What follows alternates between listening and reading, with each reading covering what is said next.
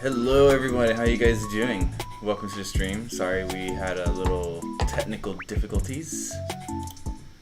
Alright, there we go. Sorry about that, guys.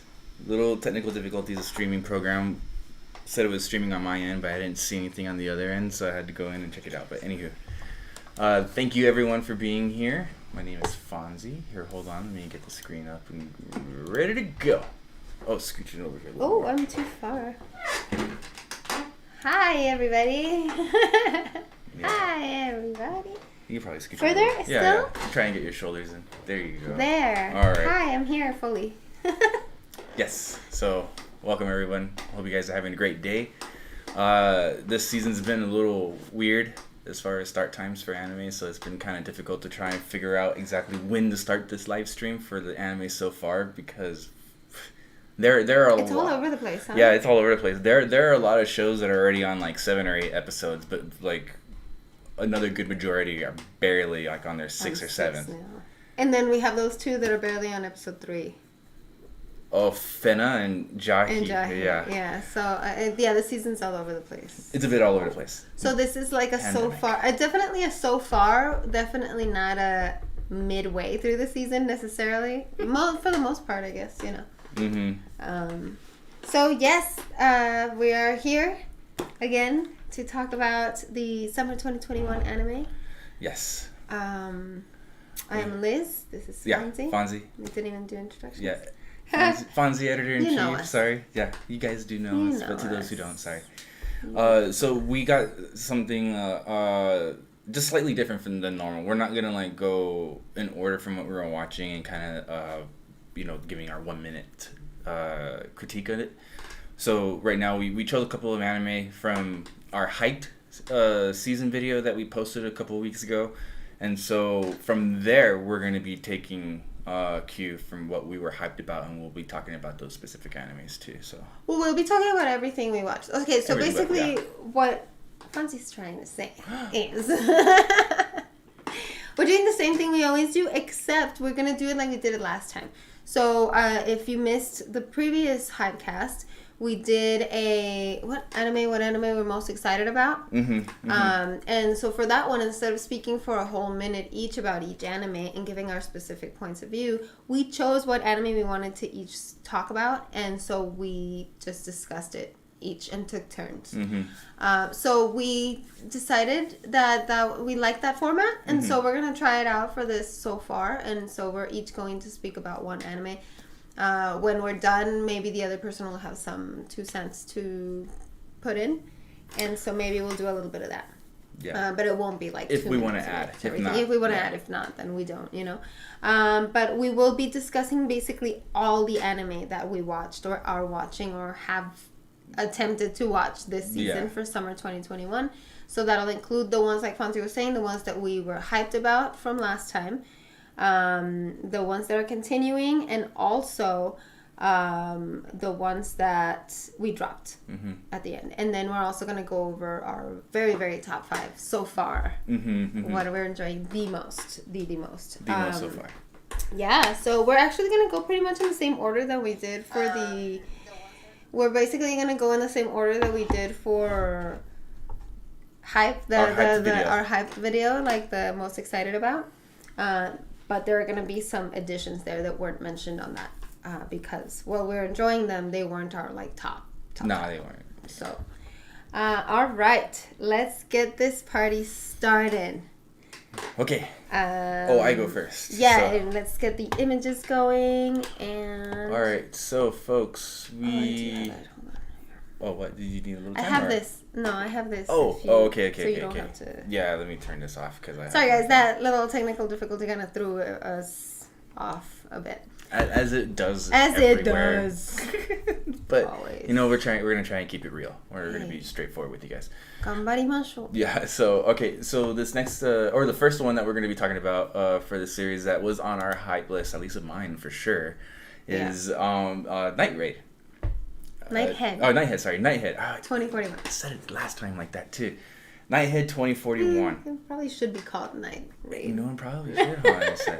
I wonder where the Nighthead is actually going to be coming from. Well, because it's all psychic.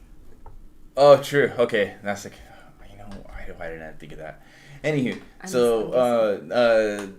assuming.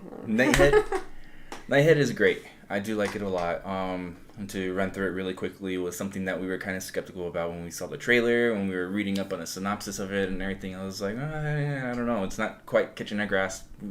We saw it. We liked it. We loved it. We're continuing to love it a lot. Especially, I believe it was this past episode, which was episode 7, had like some awesome action scenes. So like the one thing that I'm really surprised about this and why I'm enjoying it so far is that the animation mixed with the CG blends really well. Yeah. That's something that I kind of, you know, caught me off guard a little bit, to tell you the truth. And I really like this series. It's very, very nice. It's got that Akira Ghost in the Shell kind of vibe to it, but now with these little psychic powers, you know, it takes it to the next level here. And yeah, so interesting. It's pretty interesting too. I like the story. The backstory is really nice, especially with the two brothers, the pairs. Like, you know, one's apparently a scientist and technically bad guys. The others are cops that didn't know they had these powers. So yeah, it's like turning into this really, really nice kind of story. Yeah. A very mystery suspense story in a sense, but there's a lot of action, and it's great. I love it. Yeah, I like that. That it's so mysterious. I like that there's still a lot of questions, but it's not in an annoying way. Yes. You know, like you're always kind of wondering, okay, so what's happening? Like that new girl that apparently can travel through time. There's a girl whose power is to like she's the project connection herself through different eras and times, and it's at least the way we're seeing it, or at least the way it looks. Yeah, at so least it's really interesting. She could be a spirit. That her spirit is still within like reality, but it's not like. Oh, and that's how her thing. And so works, influenced, but she definitely is in the past and can tell the future. She definitely was. Someone really that could tell the future, so that was interesting. It's definitely an interesting show, for sure. Okay, so that's Nighthead, and then next we have Get a Robo. We continue with sci-fi. Get a Robo continues to be cool, and it continues to surprise me with how well it's doing the merging of old school anime with modern animation. Also, really, also the animation in this show is crazy because you look at the drawings and they're so sketch-like almost. You know, you can almost see that they're hand-drawn, but then they move in the battles. It's like super smooth and fluid, and everything moves so nicely. And again, I mentioned this before in the previous Hypecast, but the way they're doing the exposition is really good. You don't need to watch the previous one. They do quick flashbacks. They explain things as they need to come up. It's really, really good, and it's intriguing. It's getting interesting right now because there's this one half reptilian. They're not reptilians, dinosaur or something dinosaur breed of aliens. Some dinosaur breed, and he's half human, half this alien race, and so they just rescued his mom, and like it's kind of getting even more interesting when you're finding out. Well, for us, especially, I think for me, because I don't know what actually happened in the original one. So I feel like we might have had a few hints if we had watched it, but we have nothing to go on. So it's really like, ooh, what's going to happen next? You know, like, where's this going to lead? So it's exciting. I like that it's exciting even if you haven't watched the original one. So again, like I said it before, if that's stopping you from watching it, don't let it. You don't need to watch the first one. Yeah, you don't. But it's a really good show. Definitely brings back the nostalgia for those who are huge fans of Get a Robot, and then like Liz was saying, the introduction to that series that takes you or gives you the full synopsis of the original series up to the sequel. It's perfect. Like you get caught up fast. It's nice. And they mention things as you need them to, but in a way that works, not in a forced way. Yeah, not forced or anything. Trying to find a way to make it work in some sense. Like they did a really good job of adapting that together. So it's really nice. Other than that, it's a mecha. You know, like if you like mechs and if you like sci-fi and big robots and big robot battles and explosions and things, definitely watch that. Like it's really good. It just has that old school style to it. That's basically it. But it's a good mecha. It's a good mecha anime. I like it. And for me, that's a lot to say. Yeah, it's a good show for all those veteran hardcore anime fans. Yeah, old school anime fans. Like if you like the classic stuff, you'll like you'll like this. It's really nice. Yeah. It's a good transition anime for people who don't want to let go of the older anime to get into the new ones, I think. I think it's a really good one. Yeah, it's really good. So get your retro anime fan friends into this so you can bring them into the more newer anime. If you have any of those friends that are avoiding the new stuff. I know, right? Yeah. Why? I don't know. Anywho, okay. Some people do. I don't know. So the next one we got going is which one is this one? Oh, that's not what I have here. Okay. Oh yeah, it is. I have it backwards. Sorry. Okay, it is backwards. I saw it wrong. Okay, yeah. Oh, next one is how a realist hero rebuilt the kingdom, and that one's really, really good. We were just talking about this yesterday. How I feel like, oh no, it's just drew a blank on his name. But he's the MC is the most appropriate summon. Remember I was telling you? It's like in Isekai, so often the people get taken Isekai from their world, from our world, to this new one because they're summoned, right? They're summoned to fix some problem, to solve some war or whatever it is. And so they usually get there and they're like, oh, I don't know what, and they don't know what to do. They're bad at it, or they're just like naturally like really good at it, at some magic or something that they didn't have in this world. Like they tend to be OP in something that's completely new to them, magic, whatever it is.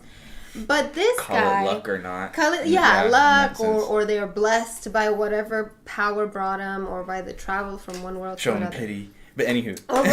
In some cases, yeah. But they're usually not necessarily inherently good at what they need to be good at to save said world that they're brought to. But in Realist Hero, he does. Like, they summoned such the perfect person because he knows, he happens to have studied the right things. He happens to know all the history. He was a good student, thankfully. Like, he actually learned things. He knows about economy. Not only that, he knows about history.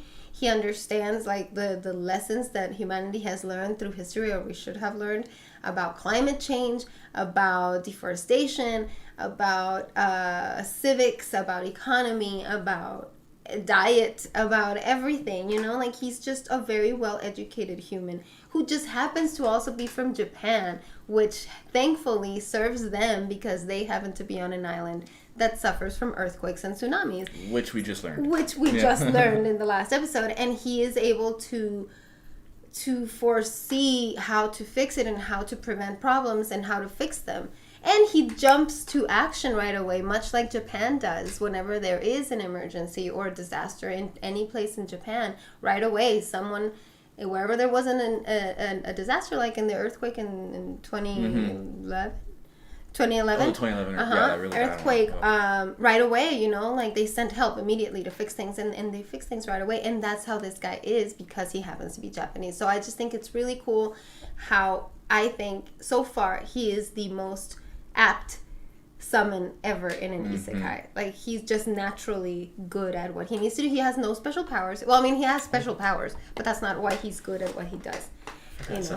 So it's really cool. So I that's why I enjoy it. I went off on a tangent then, but I'm liking how he is good as he is, as we would be if we were summoned. If we just happened to be what they needed to fix that world, like he is that. Without his special powers, he's still able to do. The only thing his special powers help him with is do more work.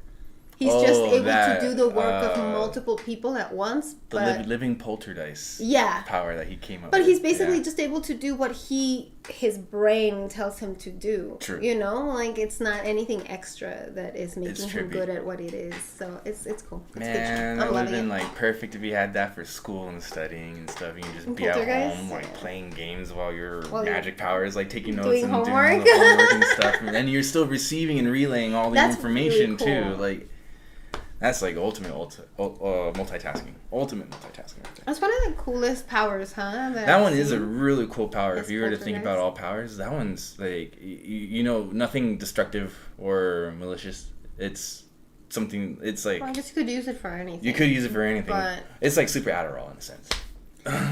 Yeah, like that's crazy. Like he's constantly writing for different things, and it's really cool. Yeah, so it's anyway, really cool. it's a really good isekai. It sounds boring on paper because of the topics, but it's actually really good. It is really good. I like it a lot. What's next? You're next. All right, so the next one, which is already up. I pressed the button a little early because yeah. Sorry. No, okay. That's fine. That's Meikyuu the Black Company. Dungeon of Black Company. Yeah, Dungeon of Black Company. Meikyuu Black. Sorry, I didn't know the Japanese one. So you have Soma. Obviously, we talked about this in our previous video for the hyped one. I like this one a lot. It's a very, very similar show to Combatants Will Be Dispatched, which was in the previous season, I believe. And so you got this character who's just like not necessarily lazy at first, but definitely for his end goals, because like his end goal is to be a NEET, to just have income coming in so he can do whatever the heck he is. Well, no, so that's the thing. It's not, because he works hard to do that, but to get to that end goal is where he can just be like whatever and just do his whole thing, not have to worry about work or just socializing and stuff. Yeah, just that's what life's about. That is true, and that is true. But it's really funny because, like, they show him briefly how he worked his way in reality, the human world, from the bottom all the way up to the top, where he had his own, companies and apartment buildings and stuff like that, to being transported to this world where we don't know why. Well, we kind of do now, actually, but, we don't know why. And so, like, he had to work his way up from the top there because he didn't want to be doing this kind of grunge work in the first place, to tell you the truth. So that's what fuels him. And I kind of like that character. It's like super determined, no matter what happens, and it's just trippy. So the situations, the comedy that happens, it's so funny. It's hilarious. His side characters, his sidekicks, and everything that hang out with him, like they're equally ridiculous in their own ways. But yeah, now it's starting to unravel with the storyline of the whole situation of how he ended up there. And apparently it was like, what was it, that one god? It was like some female goddess or almost kind of like a time. Oh yeah, just recently, that demon just like in the most woman previous with the one that's the mom, I guess, or the not her mom, but she did say, "You are my descendant." To that little boy. Yeah. And so, now we know her, and we're starting to understand that she's the one that pretty much like brought him here, sent him to the future, and then it kind of like brought him down again and whatnot. And so yeah, that show is, it's great. I like it. Really so far, it's great, and I can't wait to see exactly what happens at the end, because it's I have a really good feeling it's gonna be good. It's just really funny. It's because you know what, I'm trying to, his name, Ninomiya is his name. Oh, Rim, the little dragon. Oh yeah, and she ended up being a princess dragon girl that was supposed to be watching a dungeon, but because she's like all ADHD kind of, and goes off on her own, a clone of her had to have been made so they can watch the underworld or whatever. So now there's a second one of those, but she has like different hair, and she's serious. She's not a total ditz. It's great. But it's great. Oh, and then that cool thing about that Rin is that she's what did you say? A Nell, like Nell from Bleach. She's like, all derpy and dorky and like a little girl, and she's wearing this big, just flowy. That's right, because she's like this rag, annoying little girl. Basically, and then when she turns into like this tall, beautiful sexy, girl, gorgeous woman. Like, oh my gosh, yeah, she's my new Nell. Yeah. One even reminds me of someone in another anime, but I can't remember. So that's the lizard guy. Yeah. Yeah, he kind of reminds me of. Was his name Paimon? And no, that's from Genshin Impact. That's Genshin Impact. From Dorohedoro. It is from Dorohedoro. Kaimon. He reminds me of Kaimon, but not his attitude. Yeah, his personality too. No, I think his personality as well. Physically, sure. he looks like Dorohedoro because he's the kind of a lizard. Actually, if Kaimon is because he's a caiman, then Wani is alligators, probably practically the same. Yeah, practically the same thing. Same species, same but no, his attitude kind of reminds me of someone. But he's that like like that awkward kind of like, oh, let's not do bad things, man, type personality. Oh, I think I know who he reminds me of from the Avengers, the Rock guy. That's Taika Waititi, and Taika. and he does what's his name? From Galaxy. See, I forget all names. It's not just anime. It's all from the names. Thor Ragnarok. Yeah, Thor Ragnarok, and it's like I forget his name, the rock guy. But I have a lot of names. He reminds me of him. So. He reminds me of him. Wanibe. What? The alligator guy in Meikyuu Black Company reminds me of that. Of that character. That character. That's kind of true. The stone guy from Thor Ragnarok. It's so funny. Yeah. I like that. I like that. Anyways, It's really funny. A lot. Okay. I digress. Okay, so now that was Black Company. Black Company, so that was a really good one. I like it a lot. And then you're next with Tsukimichi. So this one is Tsukimichi, Moonlit Fantasy. Yeah, that's another funny isekai. That one's pretty funny too. Actually, I like that one a lot, especially just the unfortunate situations that happened to him because this stupid goddess has like some sort of a grudge against him or just hates him. Like she took one look at him and it's all like, I hate you, and thus begins like this horrible kind of torment situation of his new life in an isekai in a sense. So yeah, it's really good. I like it a lot. It's this one's almost kind of becoming a little different than some other isekai, only because of like certain situations. There's like a language barrier. He can't speak because he's not permitted because that same goddess didn't allow him to understand the language or speak the language in the new world that he's in. So he has to use text. It's like, you know what? You're not going to be able to communicate with humans. Yeah, like, at all. But at the same time, you know, he's like stumbling upon like these OP girls, and you have what was it? One of them was a dragon. There's a spider. Yeah, his main girl Tomoe is the dragon. Like a girl. sky dragon or something like that, and then the other girl. Oh, I forget her name. And then the spider. She's a spider girl. And then there's another one now too. Does he have another one already? Yeah, I don't know if it was a beast girl or not, but anywho. So yeah, he's he's helping out apparently now. He's a mercenary trying to climb up to the top. Apparently he's level 1, but really his strength that he actually has is like super OP. So that's like a lot of the comedy kind of goes into that too, where characters are trying to figure out like if like is he really weak or is he like super OP, because like people take advantage of him and then they realize like how strong he is after getting whomped on. Yeah. So I like it a lot. It's really interesting so far. It's pretty fun. And I'm curious to see what's gonna happen. Although I don't think it's gonna really kind of peak at this point, to tell you the truth. Is it only 12 episodes? Yeah. Huh? Yeah, I think it might be, but we'll see. There's more political situations happening in this fantasy world than I guess like action or a coup or something like that. Because we have that Rembrandt. Noble, that just started. So that just started happening. He's apparently was respected in the main character's eyes, and then next thing you know, he ends up being this crazy ass aristocrat kind of character where does bad things to others to get his way, or doesn't care about others to get his way. So yeah, he just like takes advantage of people. So you know what this one reminds me of is that funny. It's not an isekai. It's a fantasy one. I think it's from last season. The Boonies. Oh. Supposed kid from the last dungeon Boonies moved to a starter town. It kind of reminds me of that because he's there. Yeah. He's OP. He doesn't really know what's up. He looks dorky. He's just kind of getting lucky with things. But at the same time, he's trying to do things for a good cause and for a good reason, and there's some evilish thing in the background that is going to get resolved easily, and he's going to be the one to solve it. But it's still very enjoyable to watch, and it's really funny. Yeah, I like it a lot. It's nice. It's a good show. Yeah, it's a pretty good show. I don't know what to say. I like that one of the things how in the exactly like the way that he's so OP that when he does try to go to the human village to see if he can communicate with them. He's so OP that people can see this demonic aura behind him, so they they just run from him. That's true. That is a lot of hilarious.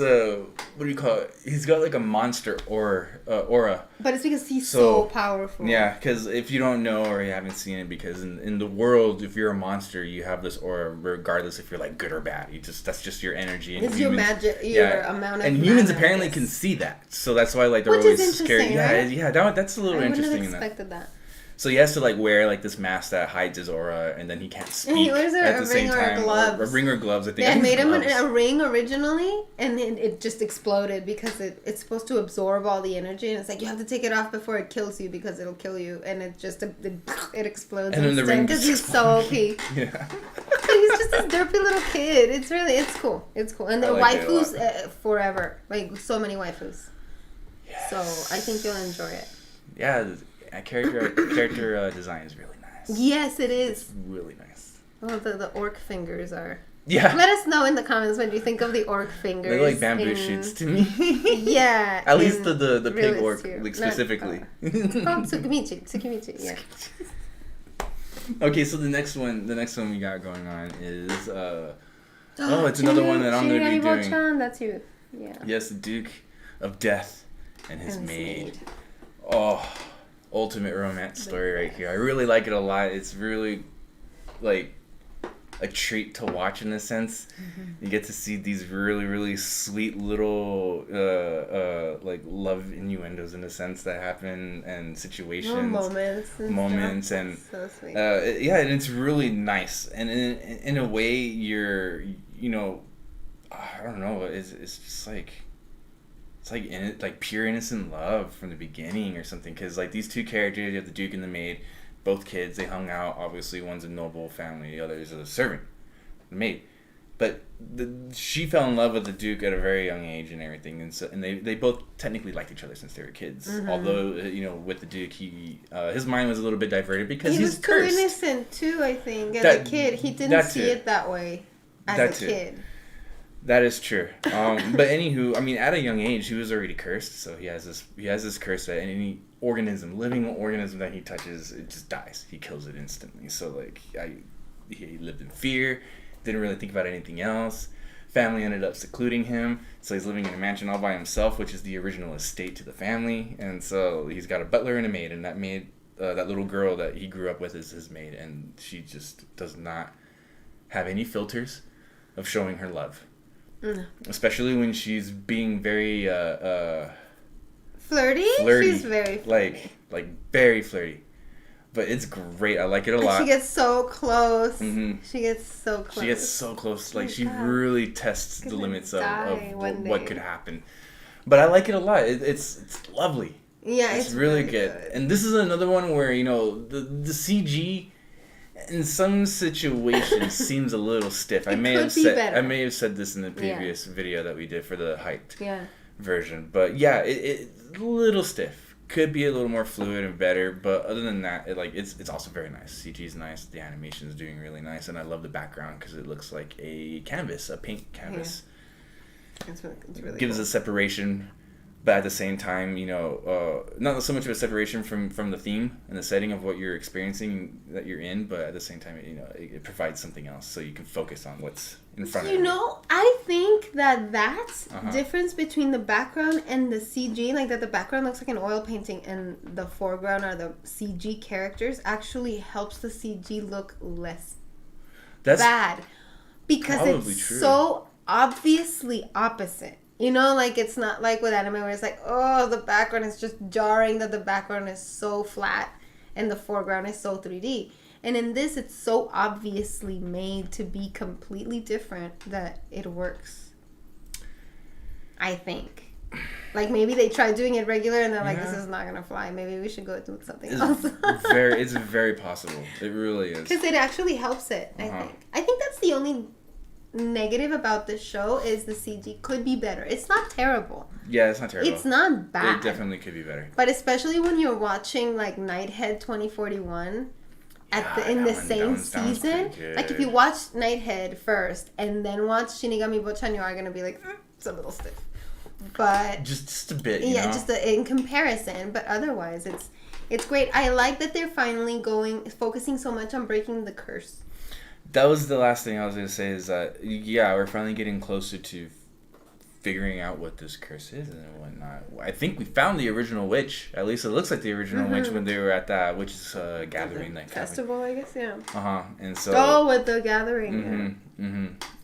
So, I know they said she died. Or so they say. Definitely, so they say. But yeah, we'll see what happens. I don't know. It's interesting. Oh, I hope they break the curse by the end. I hope. Please don't drag it out. Please don't drag it out. Please don't drag it out. Oh, we'll see. It better. I just want closure. I want an ending. Yeah, exactly. I want them to be together. I want to see them with each other. If I don't see them with each other, then it's gonna hurt me inside. Like ugh. I mean, it even though it's funny and it's cute, it kind of hurts you inside a little bit to watch it because it's like, oh no, they can't like these perfect moments where so many times you wanted them to touch each other and kiss or something, hold each other, and they can't, and you're like, ugh. But then something happy really and funny happens. Oh, but it's so good though. Watch it. If you like romance, you'll like this. Okay, so the next one we're gonna go over is another good one. Oh yeah, okay, Vanitas, the case study of Vanitas. Vanitas. Vampire anime. Vampire anime, which is really good. There've been a lot of vampire anime lately. Get used to it because apparently there's more coming soon. Yeah. But yeah, this one is really, really good. I'm still loving the semi Bungo Stray Dogs feel that it has. Yeah, it does have that feel actually. A little bit. But I'm especially enjoying the... I'm enjoying a lot about it. Like, the story's really good. The character design is amazing. The character interaction is really good. I like that the story is kind of like slowly unfolding. Because at first it did just look like random, crazy, OP vampire killer guy who's not killing vampires. He's actually helping them, and... It's kind of like random and crazy, but now it's kind of settling where it's like, oh, okay, you're finding out. It's like, oh, okay, these people have the power, and this is the person who has this, and you're finding out more. You're finding the past. We found out of the past of Noe.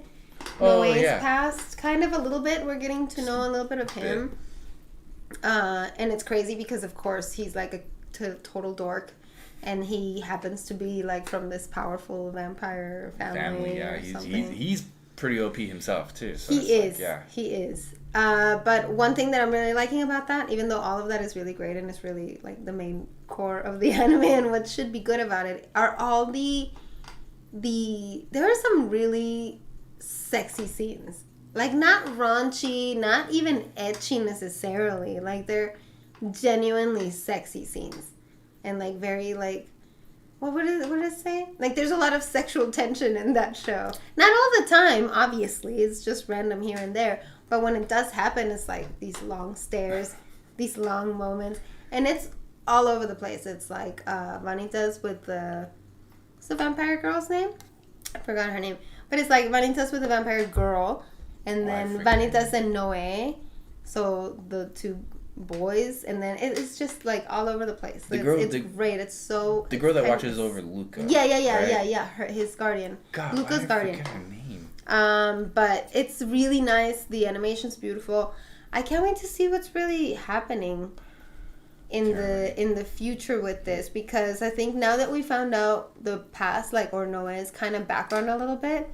And in this last episode, they even drugged him so he couldn't like react and do what he needed to do. And I feel like we're gonna start uncovering more and more about it, and to really see what the hell happened between Vanitas and the actual Vanitas vampire, because he just took his name, and why he's doing this. Like why is he doing it, and all of these things. But I'm always waiting for the next sexy moment for sure. Yep.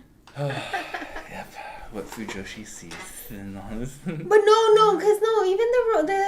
the straight moments, there are also straight sexy moments. It's not all just BL Fujoshi fodder. It's not. There's all kinds of stuff, and that's what I like about it. Much like, and we'll talk about it later, but much like My Next Life as a Villainess, it's like all over the place, like there's sexiness in every direction. Very, very, very true. It's nice. All right, and then I like Vanitas too. It's pretty fun. It's nice. Animation's great. Colorful. It's beautiful. Love it. I don't know what to say. God, animation is getting so good. Yeah, it's really, really good. Okay, so this next one we have... Okay. This one is the mine. Idaten, yeah, it's you. The Idaten Deities. Idaten. No Only Peace. Idaten Deities. No Only Peace. That show is wild. Mm-hmm. I love it. I love every bit of it. It's I'll definitely say it's not the best show. It really isn't. Especially like with something with a strong story and a plot. It's not necessarily the best. But it's really entertaining to watch. I like it a lot. Basically, it's definitely an interesting take too, because like, as far as you're in like an OP world and a storyline with anime, especially if it's like a trope or something like that, you always have an OP character who's not necessarily known as OP yet, going against some very powerful foes or villains, and that OP person is there to take him down. So you have this where apparently the deities existed a long time ago when demons were there, and then they got rid of all of them, and then at the same time there was only supposed to be one deity at the end to just watch and make sure the seal's not broken. I think they just left her because she wasn't even strong enough to fight at that point. That's also true too. But anywho, like this deity that stayed, and she ends up being the master of like 3 other little apprentices, the next ones and stuff, and they're like, she is super super super OP. So we're trying to figure out exactly what's going on. We do know for a fact that there is a little mixed information on what they're facing against, because there's like the scientist where he's trying to awaken those demons that were there from the past, and the scientist that may or may not also be a deity, Itaden. Yeah, or a demon. So like there's speculation around that. You don't know exactly what's going to be happening, and then it's also. There's like this there's this really funny situation where you have these OP characters, and you know how the trope is. It's like, oh, I'm tough. I'm like the baddest guy around. Like I'll take you down, and they end up taking the villains down and stuff, or vice versa. A villain is tough, it takes him down, and then you have to have that one OP character, just that one OP character. But it ends up being a situation where everyone's OP. everyone's pretty OP. But it's comically funny because the villains think that they're very OP, just like any other villain in any other superhero show. But then they end up getting their butt stomped. Like hardcore. Like easy. Like that. And then you just start witnessing morale kind of diminish in the background between all of them. And so now you're... But at the same time, it's pretty cool because now there has to be more powerful villains that aren't just those that they're frolicking around and showing in the beginning of the series. Like, we're going to probably see some really, really That's true, because if that's what they thought that was their best, and it's only on episode 6, they're going to have to come up with something else. Yeah. So that's interesting. And in the art, while some of the art may not be the best to many, I do kind of like that. It's a little, it's fast, it's all over the place, but at the same time, you're not lost completely of what's happening. But it's pretty cool.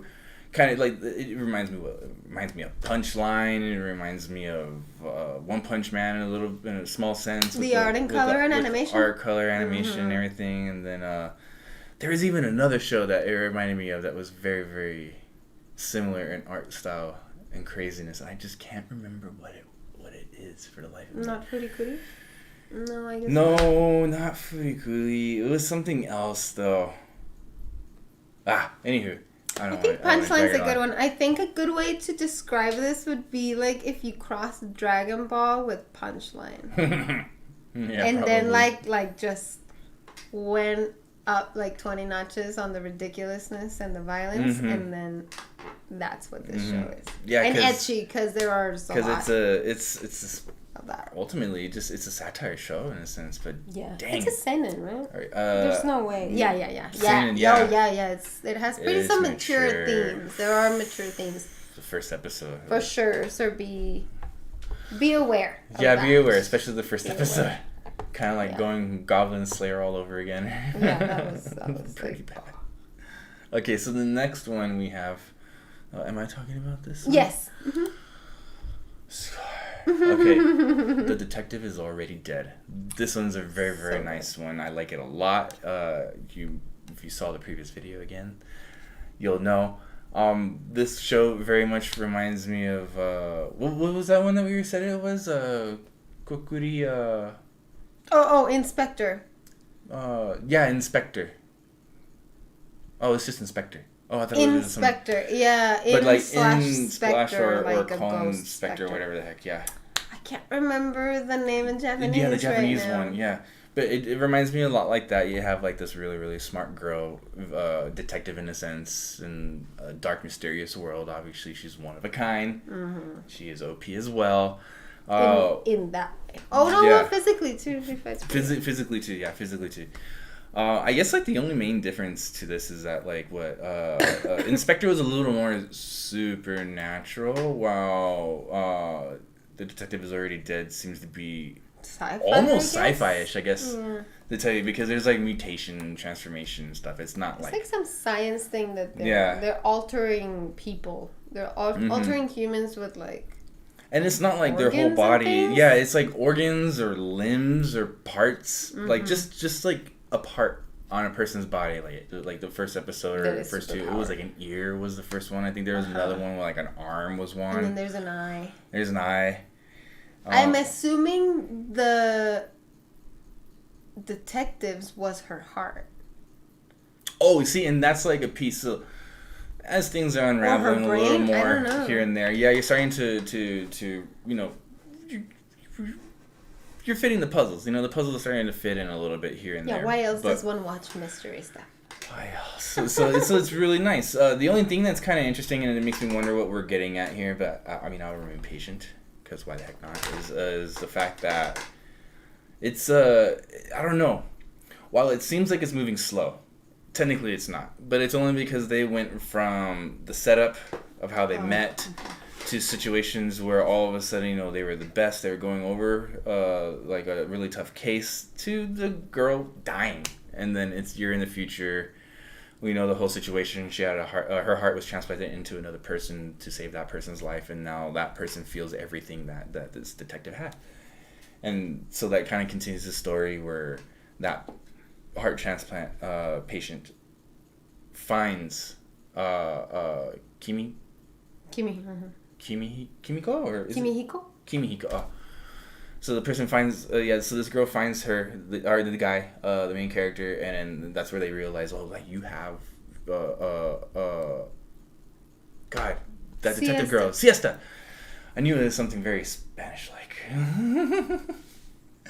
But yeah, and that was just awesome. And then after that, all of a sudden, we're in the past, and we're going over some new storyline and the future things. Is it the future? No, it's the past, because Siesta's alive in this particular. Oh, right now. Oh, yeah. Right now. So like, as far as what the story is showing us, and the series is showing us, so now we're trying to unravel new things and seeing what's gonna happen. But I wonder how it's all gonna fit. But at the same time, I do like it a lot. It's really good. Yeah, it's really interesting. Mm-hmm. Exactly, because it sets it up at the beginning like, oh, okay, this guy's going to be out doing detective stuff with this girl for a while until something happens. But no, like, you don't even get to see that while that they're detectives together. No. They skip through all of that. Then every so often you see bits of the past. And yeah, right now we're going through all of it. But there are also a lot of people that were involved with her, like that one apprentice girl or whatever. Yeah, with the pigtails. We don't have her here. Komori. Yeah, Komori. Right? Is her name? I think that might be her, yeah. I think. And then she used to work with her. So she was an apprentice and she does detective stuff. And then also the new girl that started, Nagisa, who started detectiving with him. Doing the stuff, and so we'll get to see like what their links are and what their memories are of Siesta too, because she's the biggest mystery in all of this, because we never knew anything about her. So with this whole like there's someone making these sci-fi parts that make people OP in that particular sense, like super hearing, amazing vision, all these things. Yeah, that's what my theory is. That because the heart was transplanted, maybe that's what was it. But no, because she's so smart, it had to have been her brain. Right? So maybe, like, I don't know. Like, who knows? So that's part of the whole mystery that we're waiting to hopefully. Yeah, I wonder what the mystery is going to be. To be honest with you, they mentioned her blood several times, saying that I can't harm this girl because of her blood type. That was it. Oh, maybe she's the basis for all of those. She might be the basis for all of it, yeah. Like, she's just naturally like that, and they were using her to make all these, like, fake eyes and enhanced senses. That's a good theory. We'll see, I guess, in the next podcast, we'll see. Oh, hi, Oni. This is Oni. I have a friend. Quick Neko cameo. This is Oni Cat. This is Oni. The Oni Cat. He's the elder. It's the Oni Cat. Alright. Okay. Okay. Next. What's next? That was the detective is already so good. So that one's really good. If you like mysteries, definitely watch it. Excuse me. So the next one we got is Life Lessons with Uramichi-san. Yes! Oh, love. It's a good series. It's such a good series. Yes. Life Lessons with Uramichi Oniisan is hilarious. It's just it continues to just do the same thing. Like, it's basically just watching this poor guy and his coworkers go through their lives as children's entertainers, but clearly none of them expected to do this with their lives ever. And like a lot of adults, they're just done and over the bullshit. It's so funny. It's so funny. Like, their souls are so shattered and they're just so haggard, and it's funny because then they can turn from that to Joy Komina, and it's like, oh, you kids, this and that. That whole yeah, they do it, and it's just so priceless. It's really good. Priceless. Yeah, I like it a lot.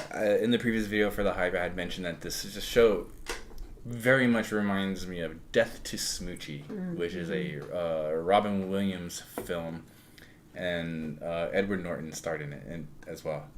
So it was like both of them in the whole like children's TV show mascot scene and all that stuff, where you have to be the child star, and you're like, oh, you know. It's really funny. It's real. Like, it is real.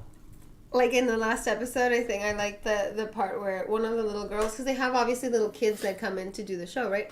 And so this one little girl was like, oh yeah, I saw this one, my mom saw this man, then he was buying all these, like, beer and all these other things, and he looked like he was really sad, and, like, his life was horrible, and she said that it looked a lot like you or something, and she's like, it was me. So Dad, deep down inside, he's like, it was me.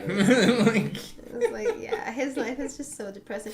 But it's really, really funny. The actors, the voice actors are great voice actors. The comedy, the timing is really, really great. Yeah. The writing is obviously good. This manga was already a hit before they made it into an anime, so that's, like, not even, like, don't even worry about that.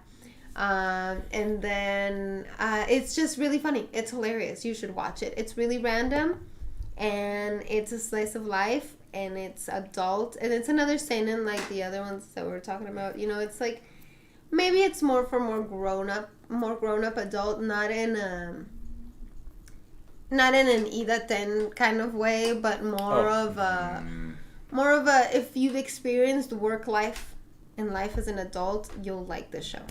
Basically, like, if you're too young, it might not be as funny because you're not gonna get it because you haven't been punched in the face by life like these kids have, like these people in this show have.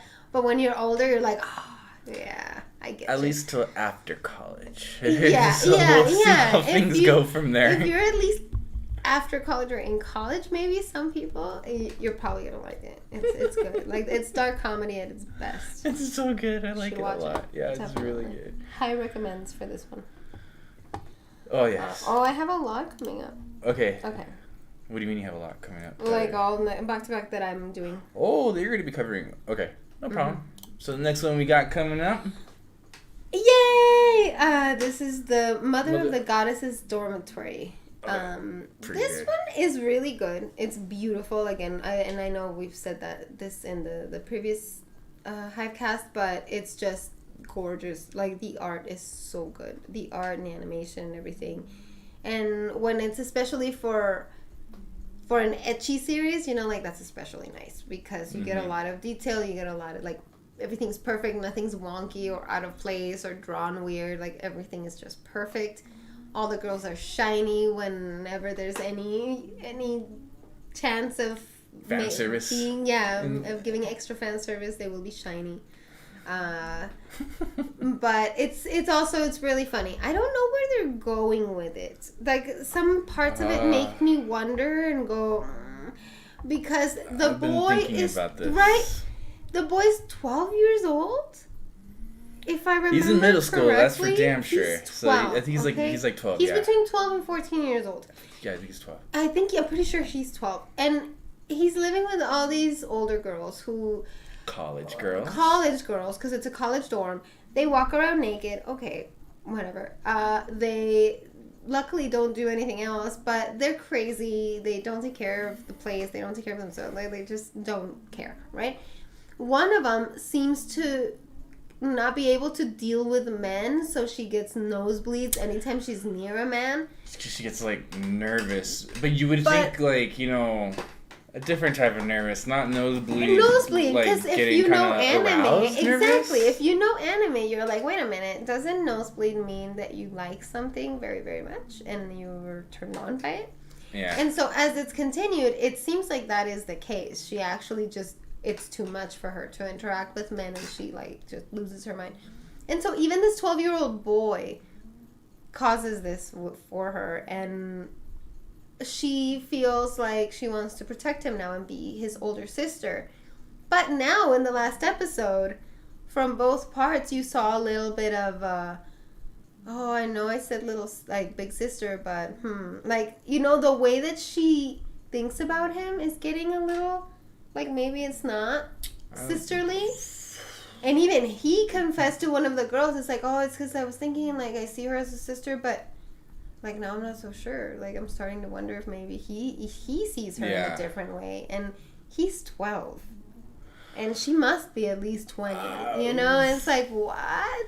So that's a little... Well, yeah.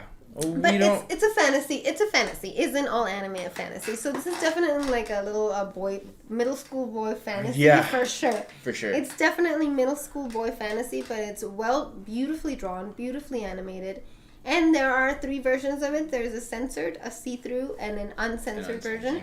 So you can watch wherever you feel comfortable. Yeah.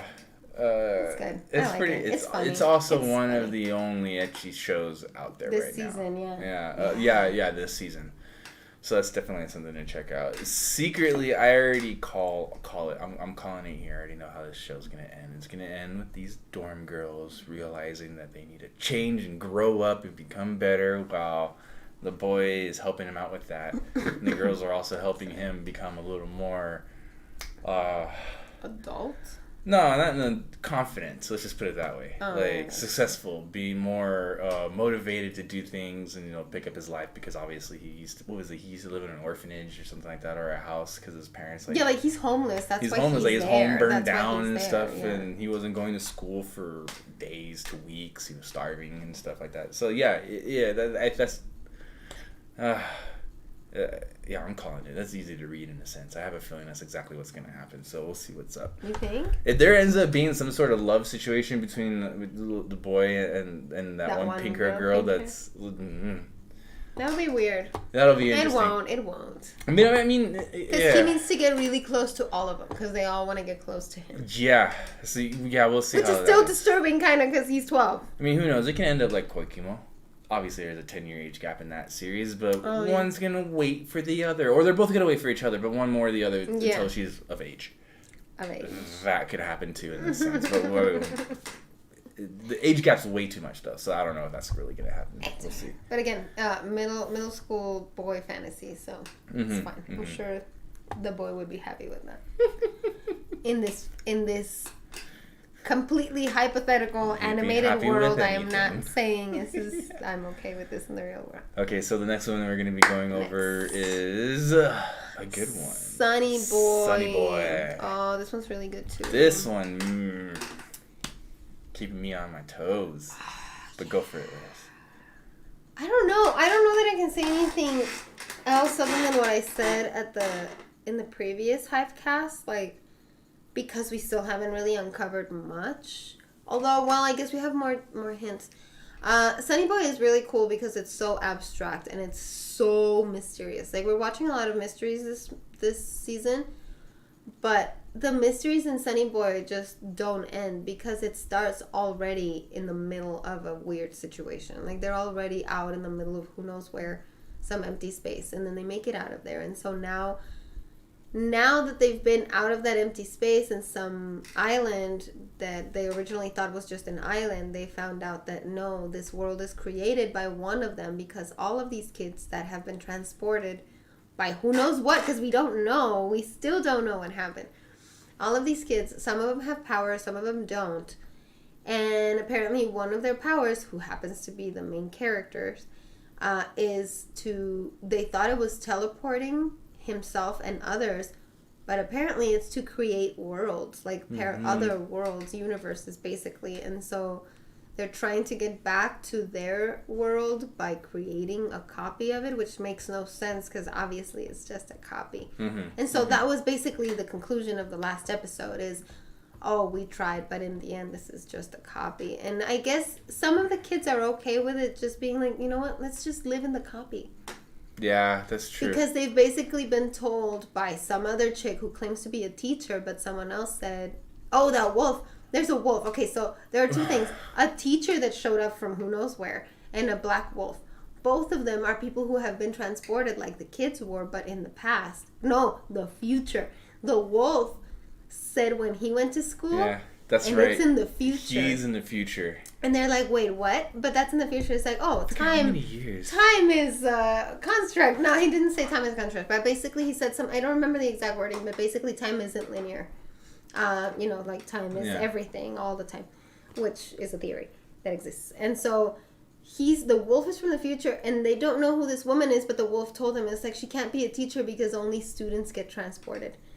And so she's obviously a student that got transported at some other time, place or whatever, and now she's here. So it's just like and she's controlling. She's leading half of the kids against the other half, and so it's gotten a little Lord of the Flies ish. Which has been said already actually about this work, but it's really interesting because again, have not read the manga, I have not read light novels or anything, so we don't know what's going on next.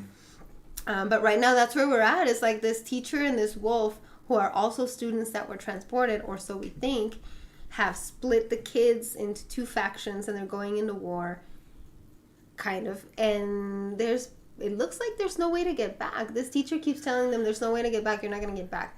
And then some kid heard a voice. That's his power, is hearing the voice of whoever put them there, telling them, you're screwed, basically. There's no way back. And yet some of them are like, I think that's why. They're like, let's just make a copy. If we're not going to go back, let's at least act like we are back. Because supposedly there was something else where they said, like, they think that one of the kids' powers is honestly keeping them there, too. Like, that's another possibility. Like, they can't progress or something because this person's holding them back there because they're comfortable and they like it. So, like, that's another mystery within that whole story. And that's pretty freaking cool.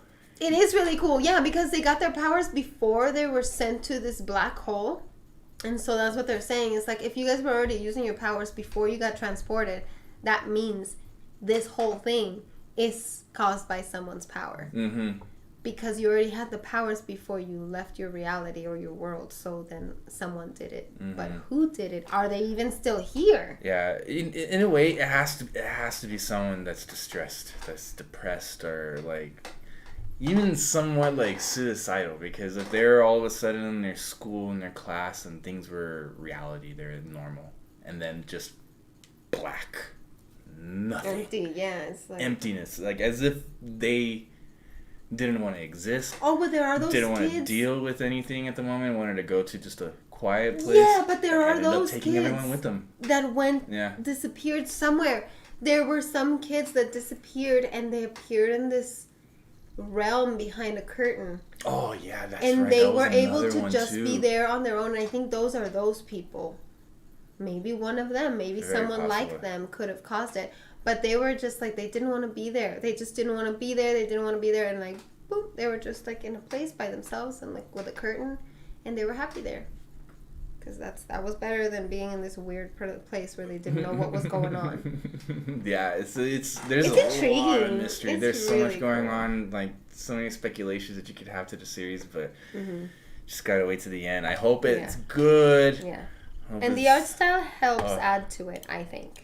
I like the art style. It's very nice. It adds to it. Yeah, the art style. To the trippy feel. All right, so this is my last one for. Go ahead and move on to the next one, and then we've got a few more. Okay, so this one is Drugstore in Another World: The Slow Life of a Cheap Pharmacist. This one's really cute. Honestly, I thought we were gonna drop it right away because I'm not huge on this kind of slice of life, but lately they've been doing a good job of keeping them pretty entertaining.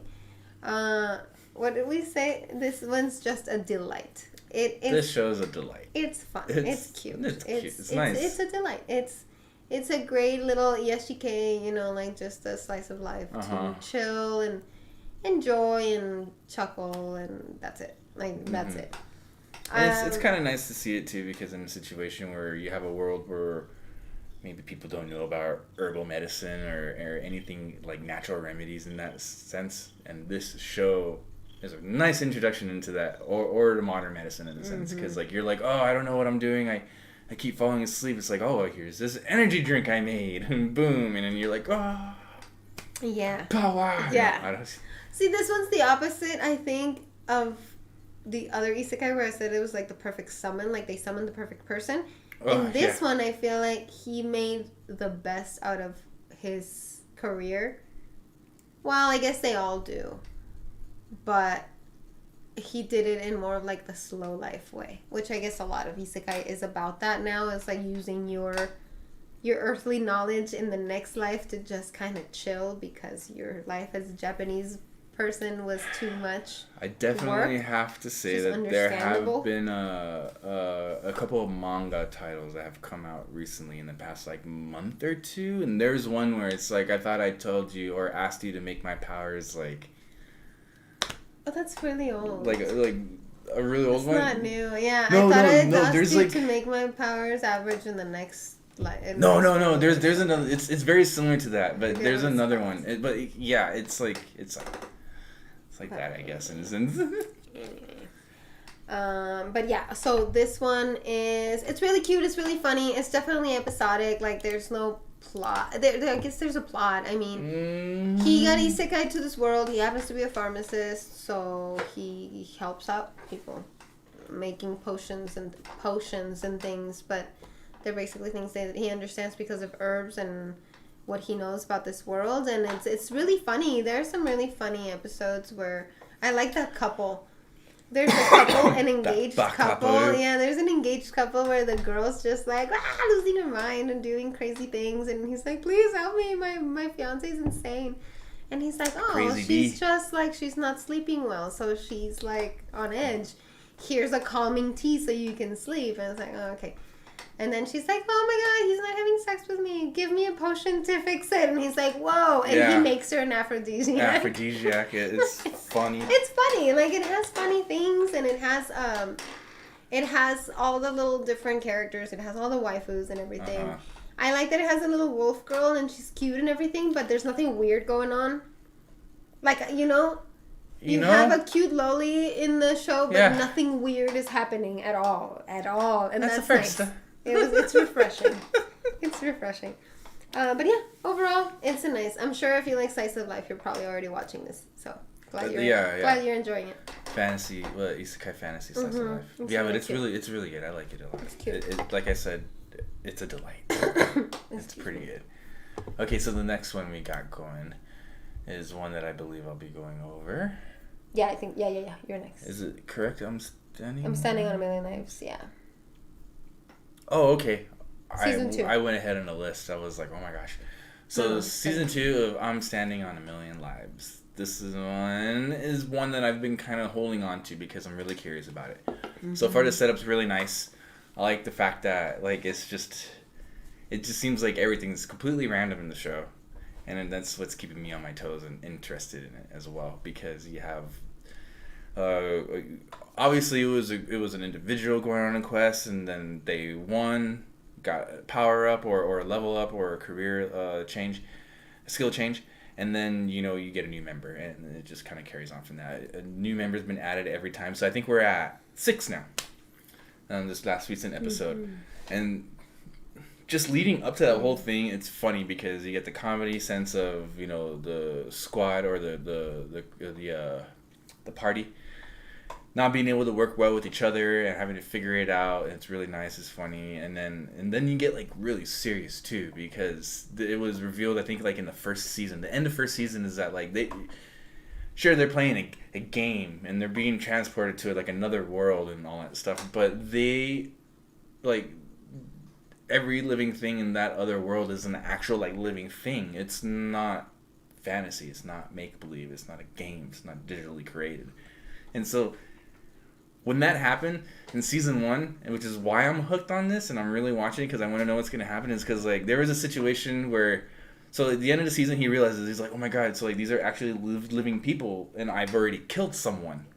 No, so many. By that point, he had already killed. By that point, so many. But it became evident that I thought that that's what was going to happen, because there was one part where he was traveling through the snow to go from one area to another for a quest, and he comes across like this abominable snowman creature. Oh, and he slays it.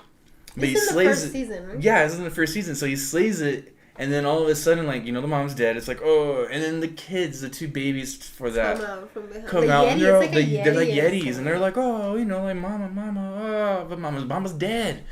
And so he's like, okay. Well, there's nothing much I could do for them. I'm just gonna leave, and he leaves, but with no real, regret, remorse, or thought process into that. It's just like, oh, well, you're not real. I'm just, like in a game, if you're playing a game. Like you're playing a game. Oh, well, that sucks. Bye. But like, that's brutal, and so that's also why I'm watching it, because now in this previous, this new season, and then actually the past like couple of episodes, especially the most recent one, they've been showing a lot of graves.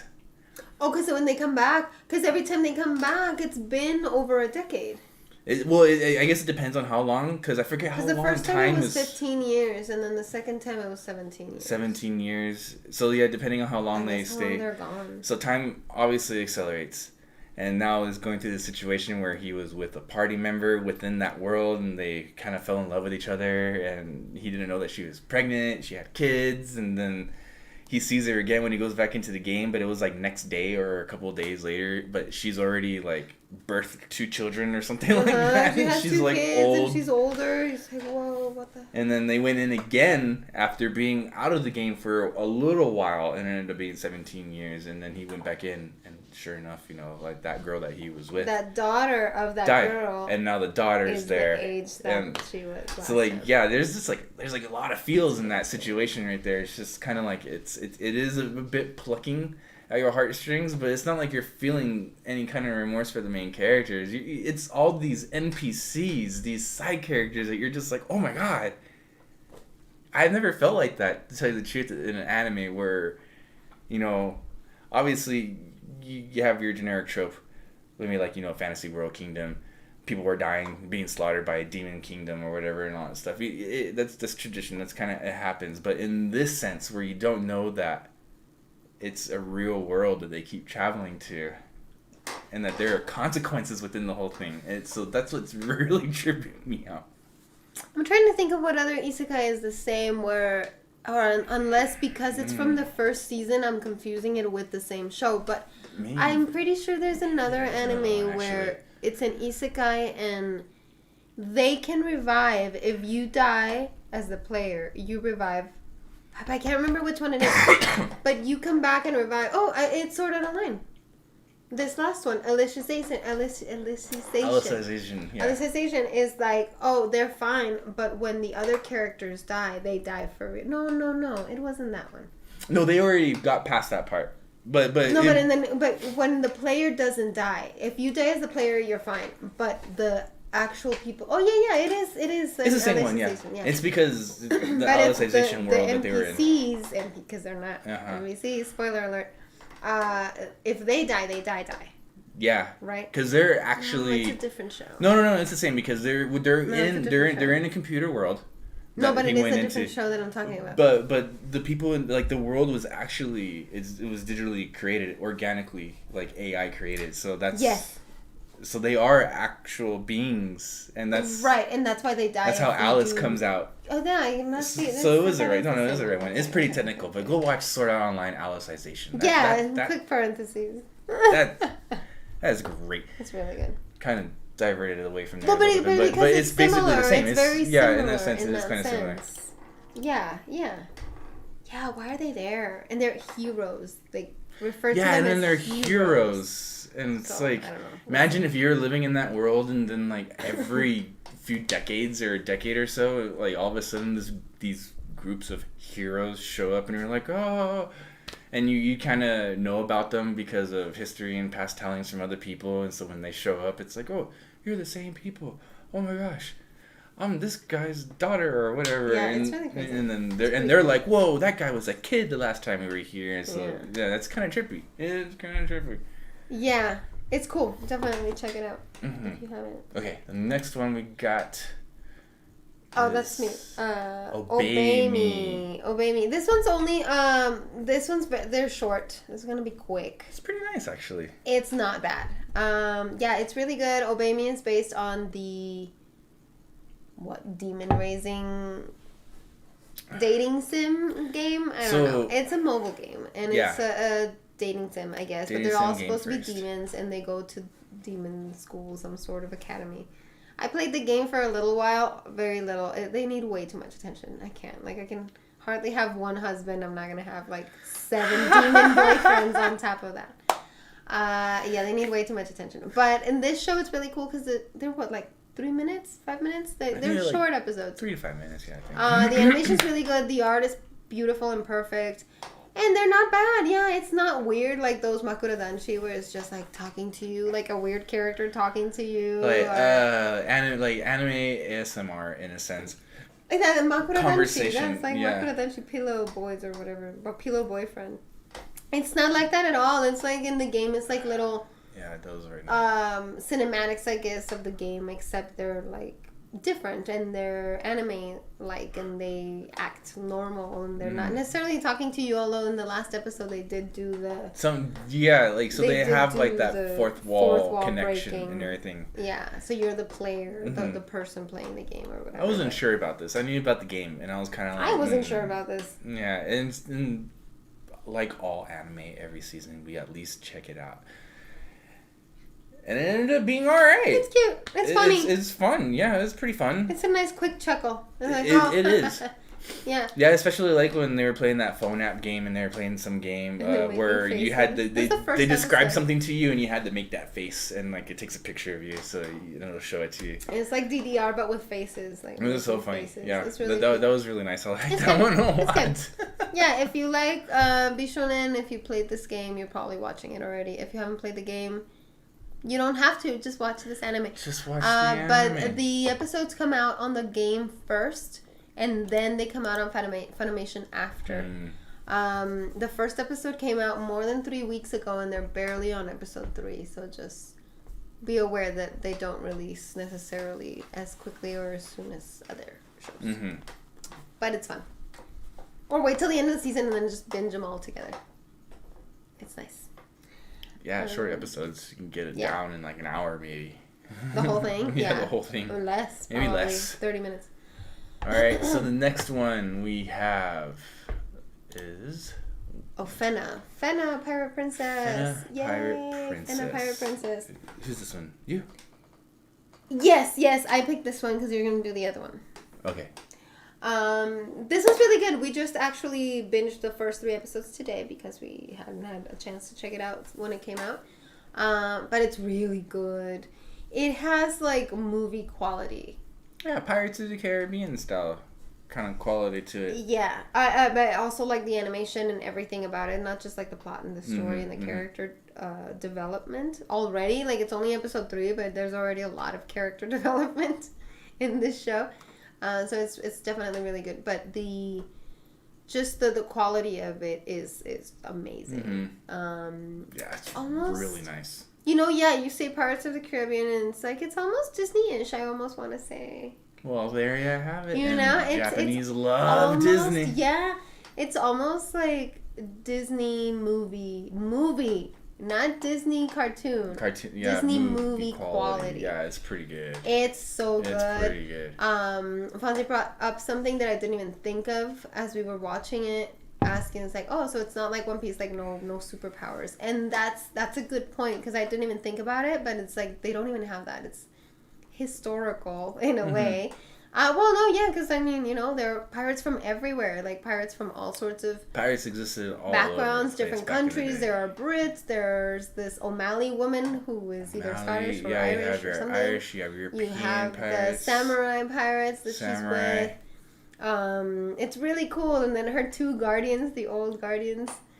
Okay, so we talked about the beginning, right. and the last time we talked about this, but Fena's basically about this girl who the whole show starts with her being thrown off a boat to save her, and then go save yourself, right?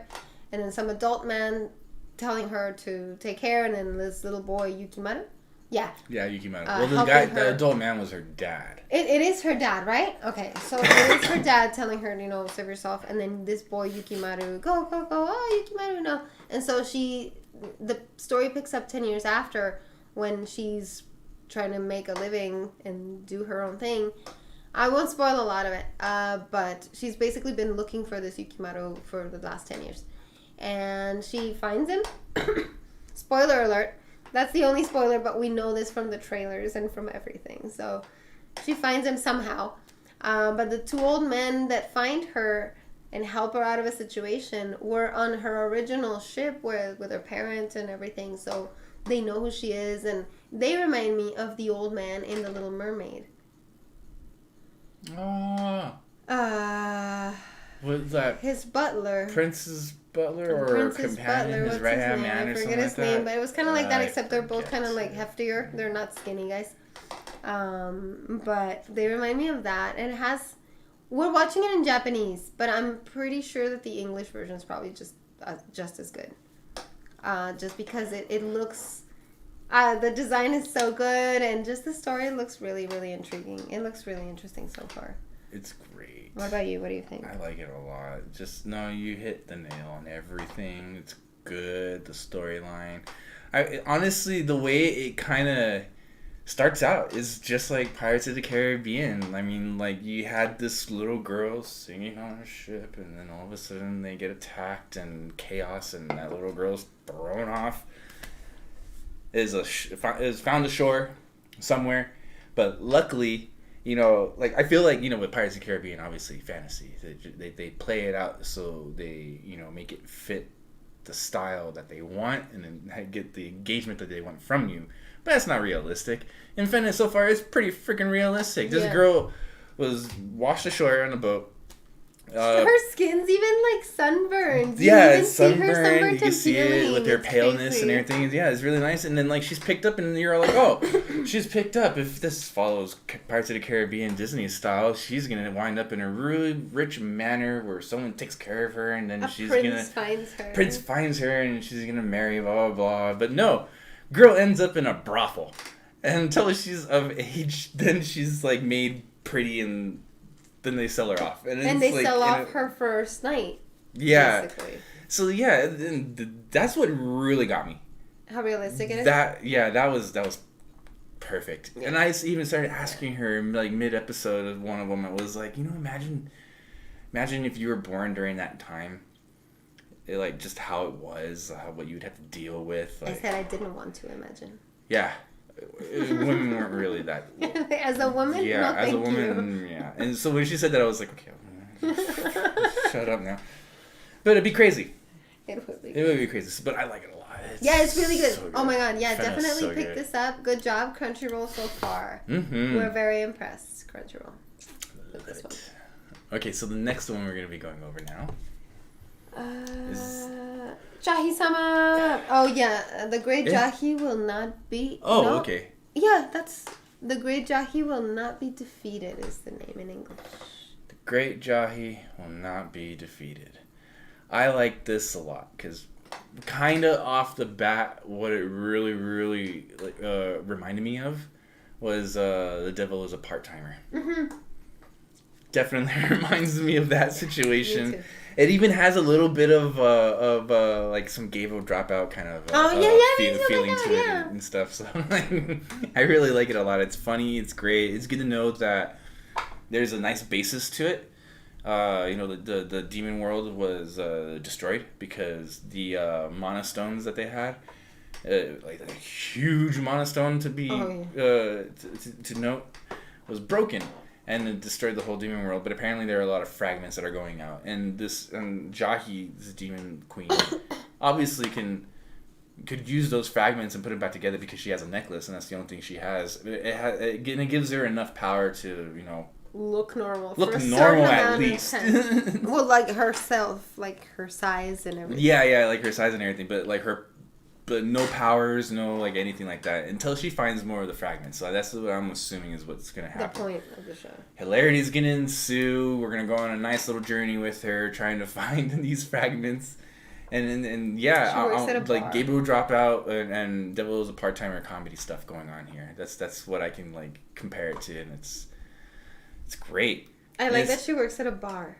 Yeah. She works at a bar. The fact that she's like so tan skinned too, like I have a feeling she's gonna get into some sort of gyaru situation in this series. Like someone's just gonna confuse her. Yeah, either she's gonna be walking on the streets and people are gonna confuse her for a gyaru, or a group of gyaru girls are gonna like look at her and be like, "Oh, hey, come be friends with us," and like it has like whatever nonsense happens after that. Like this one looks promising in regards to random hilarity slice of life. Yes, it looks does. Good. It looks like it's gonna really be good. really funny.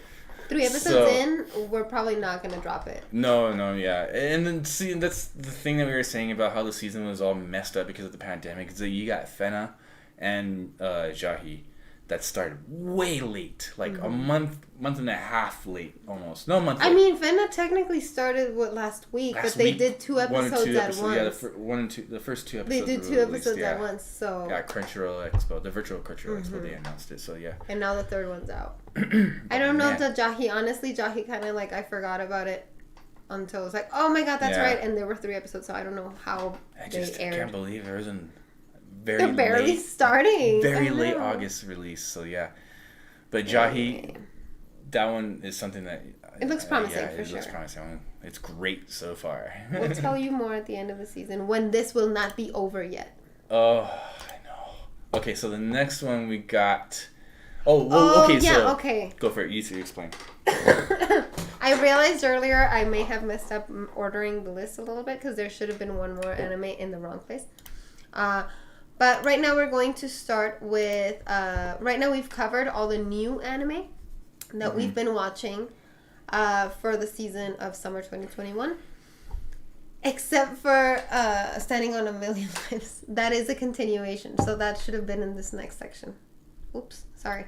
So starting from now, these are all continuation anime. So either they're continuing from spring into summer, and we've just been watching them since spring, or they're 2nd or 3rd seasons or future next seasons of anime that aired in the past. Last year, 2 years ago, however long. Yeah. So all of these are 2nd seasons, next seasons, continuations of anime, plus the Million Lives one. That should have been in this section, but it should have been in this section, but it put wasn't. it in the wrong place. So the next one, the first one that we're going to do after that one is Tokyo Revengers, and that will be Fonzie. Yes, Tokyo Revengers. Definitely, I've been talking about this in the past couple of podcasts, to tell you the truth. It's a great series. I love the continuation. It's awesome. I've totally have heard about this when it was a manga. Always wanted to check it out, just never had the chance to actually check it out. But the fact that it's here in animation form, which is easier for me to digest and just kind of like sit down, relax, and watch it, and just kind of pound through it. It's great. Animation's awesome. I like the art style, actually. The art style is really, really, really nice. It's also a little old school. A little old school, yeah. It definitely is a little old school. But it's awesome. So right now it's the whole situation in Tsukimichi trying to figure out what's going on, because apparently, there's a butterfly effect happening here. He's going to the past to try and fix his girl Hinata, ex-girlfriend or whatever. that she ends up getting killed. Finds out about it, and her brother reaches out to Tsukimichi and is like, "Oh yeah, we can do this." And then he meets and shakes his hand, and that's when they find out that he can go back to the past by shaking his hand. By shaking the kid's hand. So now you got this whole situation where, yeah, they want to go back and change the past, but again, butterfly effect. It's you think you fixed one thing, but times it just doesn't allow you to have your way. It's gonna somehow revert back to go to that same situation. So I'm really curious of what's gonna happen. Never read the manga. I don't know what's going on, but I like it a lot. If anything, if I had to guess, to fix this whole thing, Takemichi has to die. That's it. Done. I already know what's up. I know. In order for his girlfriend not to get killed in the future, he's the one that needs to die. Mm-hmm. Someone needs to die. Yeah, and this is like Final Destination thing again. Cheating death. If you cheat death's always going to come back for you. You just may not be in that next order where it's going to keep coming after you. It'll go back to the next person in your clique and then circle back right to you in a sense. So That's true, because originally when it first started, it was just her that died, and then he went and came back, and then it was her and that redhead boy, Akun. Akun gets involved and dies too the second time. And then the third time, she dies and Akun dies again. And it's like, shit, well then what am I supposed to do? I'm going to become the leader and I'm going to do it. But yeah, no. Maybe he does become the leader, but he has to die. Ooh, who knows? It's really good. Yeah, it's a good show. It's really good show. I can speculate about that show all the time. All day. It's pretty good. But you know what's interesting is like when you the one thing about Takemichi is like when you think he's gonna like overcome his childness or his scrawny weakness or whatever, and actually so it's not necessarily happening for him. This guy is just weak through and through in a sense. He's got like the courage where he goes out and he wants to try and help out and like beat people up, but he just keeps getting pounded.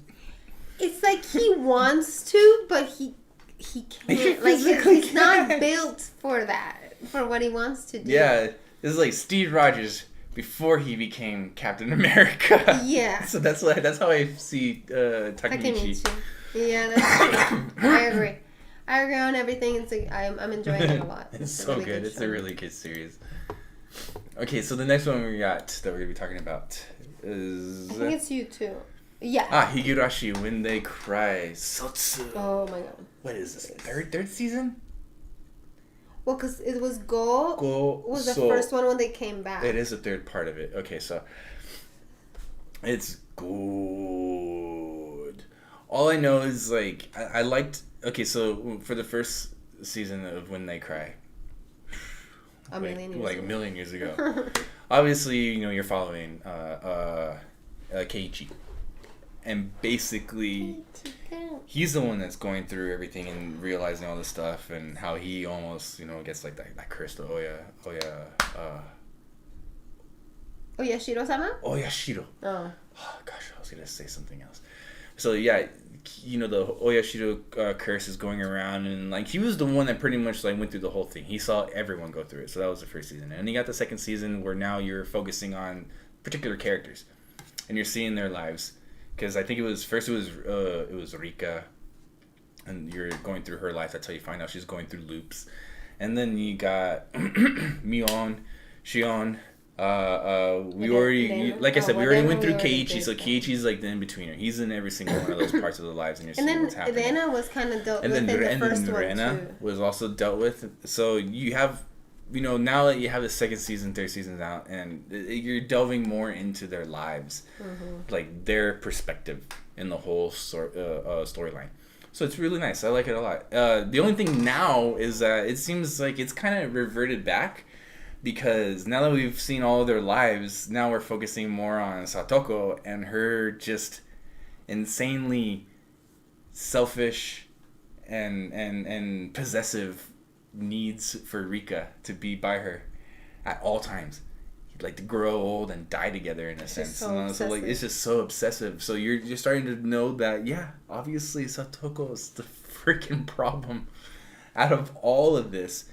And now she's got this little situation where they went back into a shard of memories, or a dimension of a storyline that they had already went through. We're going through it again. and I think it's basically like what when we were going through Rika's storyline or the first season storyline. We saw this happen. We've already seen it all happen. We know from one point of view. From one point, but now we're actually seeing it through Satoko's point of view, where she's manipulating the whole situation. Here's what I don't understand about that. Okay, because I don't understand 100%, and I'm not 100% sure if we watched a certain situation unfold from Rika's perspective last season, and now we're watching the same exact moment unfold from Satoko's, explaining to us why things happened a certain way, or if all of this that we saw from Rika's point of view happened, and now Satoko's doing it, and she's going back in, and because she knows everything, she's manipulating a completely new reality to play out in that way, but manipulating it to work out for her. That's what I'm not sure. I don't know if we're being shown a different point of view of the exact same moment, or if Satoko is manipulating things to make them happen how she wants, combining things that we've seen from different realities. Yeah. That's the thing. Like, I'm not sure if I missed something, or if we're not supposed to know what exactly is happening. I honestly think we're not supposed to know yet. Please let us know in the comments if you know one way or another. I mean, it's very possible that we could have gotten... I may have missed something. Lost. But something. That's what I don't understand. I don't have an answer for that, because it's not been shown. Satoko's either manipulating things because she knows how they're gonna turn out and she can, or we're just being shown a different point of view and being shown, remember when this happened when Rika was there? This is why it happened that way, because Satoko was doing A, B, and C. Which is what we're assuming. What we're seeing now. Yeah. But what if it's not? What if she's making a whole different reality? Well, it's very possible, because they always keep going back to that goddess girl. Yeah. And you can see her being very, like, appeased by what's going enjoying on. Enjoying it, but not Satoko, saying anything. You know, yeah. Like, she knows what's up. Yeah. Obviously, Satoko's in over her head. Girl's gonna die first, and that's it. In the story. Yeah, because she needs to always... Rika has to die first in every reality. Always. So that Satoko can still be in control. Yes. But if Satoko dies first, then it all changes. So who knows? Who knows? Really good, though. It's going well. Oh, when they cry. I'm glad they brought it back. And I'm glad that they were, we're going through the seasons quickly now. It's not like they had just the first season and then like the manga just kept 20 going years on. later. And then 10, 20 years later, now we're graced with the continuation. But hey, that happened to get a robot. That's like 40 or 50 years in the making right there. 1974 or something. Yeah, Get a Robo, the first one. 40 years. That was made in the 70s. Mid-70s. So that's, and we're already in the 20s, the 2020. So that's like 50 years right there. Yeah. Jeez Louise. Pretty ridiculous. Woo! Okay, anywho, the next one. What's next? We have is To Your Eternity. Is that me too? Yeah. Oh, wait. No, it's you. Oh, no, it's me. To Your Eternity. Yay! Oh, is it there? Oh, yeah. This one's getting really good too, huh? Mm-hmm. Well, no, it's been good from the beginning. But the more people the more characters that get involved and pulled into the story, the more interesting, I guess, it gets. And the more... Yeah. We'll just put it this way. I honestly see this show as like a life lesson. Like things that you would figure out from... Life, experiencing it until you're wiser as an older man. Yeah. Yeah, it's really interesting. And when you say that, and we've said this before too, even since last season when it started. It's basically the human experience made into an anime and put into a sci-fi situation. We don't know if this is supernatural or sci-fi. We don't know. But there was something said in the last episode that was interesting. That was kind of like... They were asking something about this. Oh, they were talking about God. Oh. Yeah, and then it's like one of the newer characters that is introduced, most recent characters, and she's talking to Fushi, the main character, the immortal character, about oh, so the shadow that advises him and that tells him what's up, right? Because he was put in this world and has a guide somehow that only he can see. And he's like, oh, so is he God? It's like, what does that mean? What's God? Like, Fushi doesn't even know what the idea of God is because he hasn't been introduced to it somehow. A lot of in things, all this actually. time, which is Everything. interesting. Because he's met several people, but I guess he's not met enough people. And it's like, oh, and she explains, it's like, oh, God is someone who, like, does this and that and whatever. And it's, like, someone who cares about others, like, and wants to help them. And, it, like, doesn't die and has all this power. And can, it's like, wait a minute. And so she's kind of, like, describing Fushi. And you're like, wait. I know she's talking about the shadow, but... Didn't she just describe Fushi? So you kind of start wondering, like, what is his role there? Mm-hmm. Why was he put there? And even this girl that, Tonari is her name. If you're watching, you know who she is. If not, it's a character that's introduced later in the Prison Island arc, if you're there. But she mentions the possibility of what if, because she was saying, it's like, oh, is it a god? Is it a demon? Oh, yeah, and she says, like, okay, so if this person's here to protect things, does that mean that everything's going to get destroyed? And she brought up a good point, because it's like, why were you put here? Like, why was that sphere put into the earth to learn everything to begin with? And Tonari brings up a good point. It's like, so you're supposed to learn everything? Everything needs to be protected. Why? Is everything going to be destroyed? He's like, what? What are you talking about? It's like, well, why else would everything need to be protected? Unless everything's going to be destroyed. And it makes you think about that. And then she brings up this God situation. It's like, whoa, wait, what? Like, what's happening? And so kind of we're getting these glimpses of, like, what is really the point of this being? Yeah. Who's show's pretty meta. Following him? It's really metaphysical and really crazy. And it's really, really cool. Because you also don't know... what these knockers, there's someone coming after him. There are these beings coming after Fushi all the time. And they're supposed to be hindering his mission that he was sent here for. So it's like, what is the mission? Why was he sent here? Why do they want to stop him? Is the earth going to be destroyed? Like, what is happening? It's so good. It's so interesting. It is. It's sad, though. Like Every it. Episode is depressing. In one way or another, something like, it just kind of stabs you in the heart. Yeah, it definitely really teaches you the life lesson of cherishing the things you have. Because when you lose them... they're gone. They're gone. And so, like, there's this... little... No, I was so distracted. I was so distracted, like, listening that I was just like, oh, it was facing the wrong direction. Sorry. It's at that point of the stream. It's the last stretch. I know. But it is a really good anime. It's a really good anime. It's a really good anime. Okay, so the next one we got going on is My Next Life as a Villainess, Season 2. I believe, Liz, you're doing that one. Oh, that's me again. Yeah, and then yeah. Oh my God, this one's really getting really good too. What was the last thing that happened? I mean, so much has happened. Well, the major thing was that she was kidnapped, and then that secret police ends up finding her. That was. Well, no, I remember that, but this last one.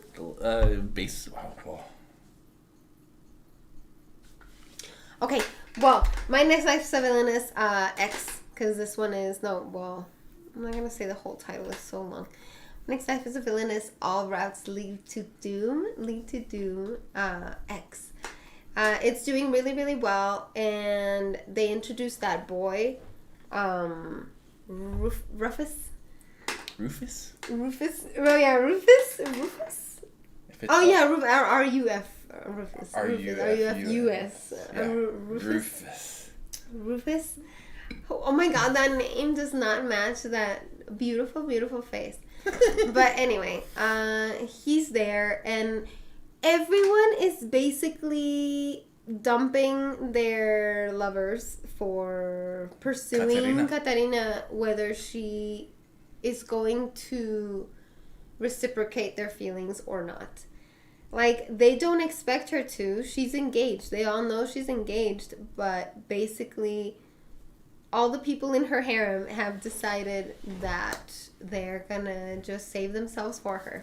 Mm-hmm. That's basically where we're at right now in this show, is Everyone has, even the people that are engaged to each other, have decided, you know what, bud, I know we're engaged, but I like someone else. And then they just so happen to be talking about the same person.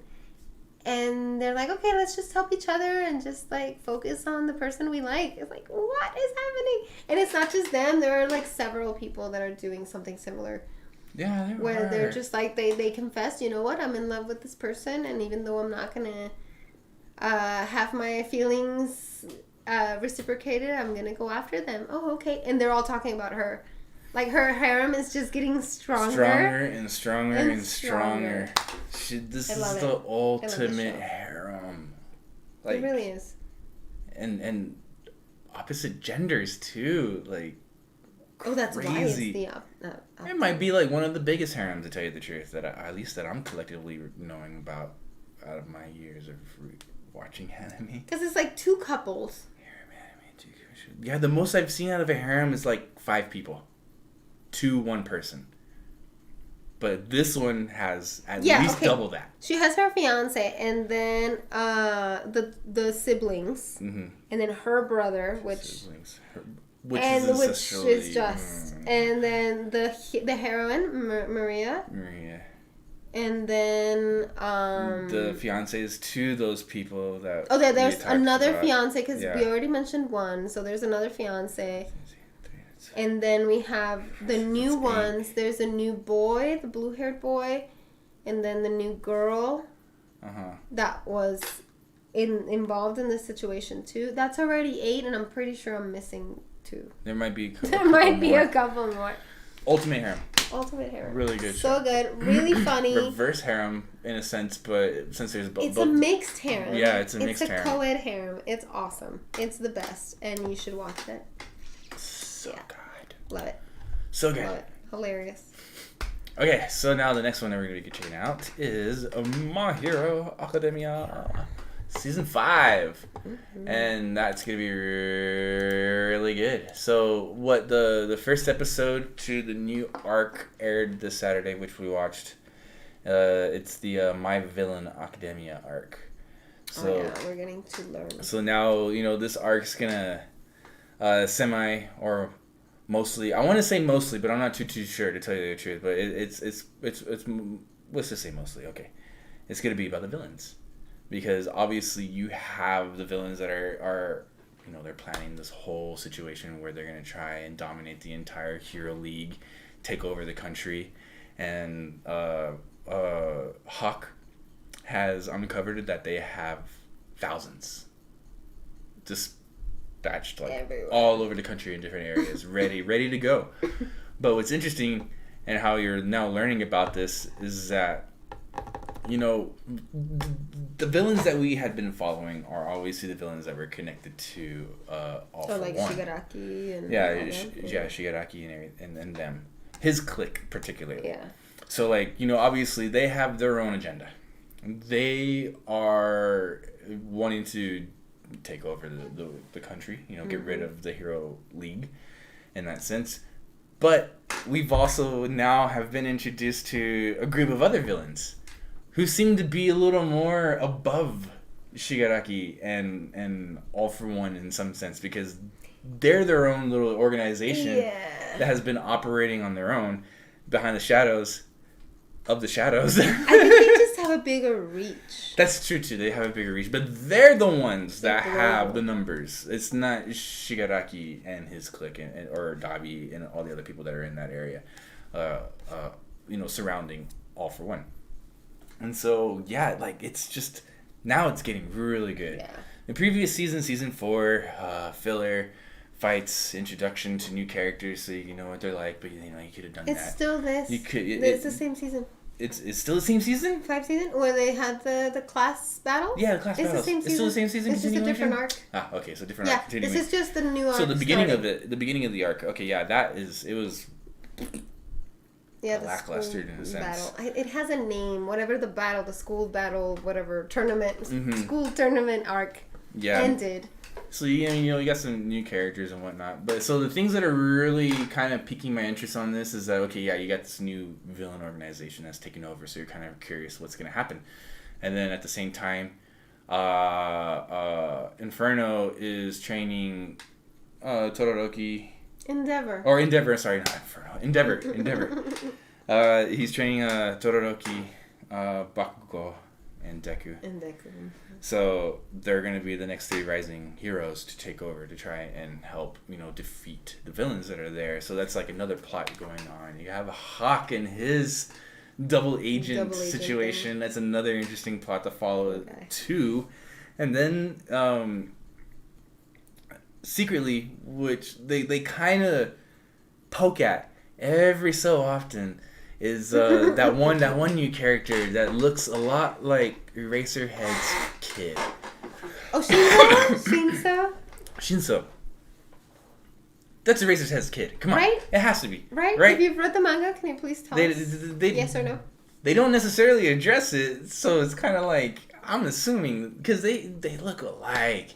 In a sense, the power is almost kind of similar because you have Eraserhead's eyes where he can just like nullify all your powers, and then you have this kid whose voice can take over other people, like manipulate them, and so it's like this. It's he even has like the eyes. Oh yeah, he even has the bags, like the Pete Davidson bags going under his eyes. Oh yeah, and he taught him how to use that bandage thing that he wears.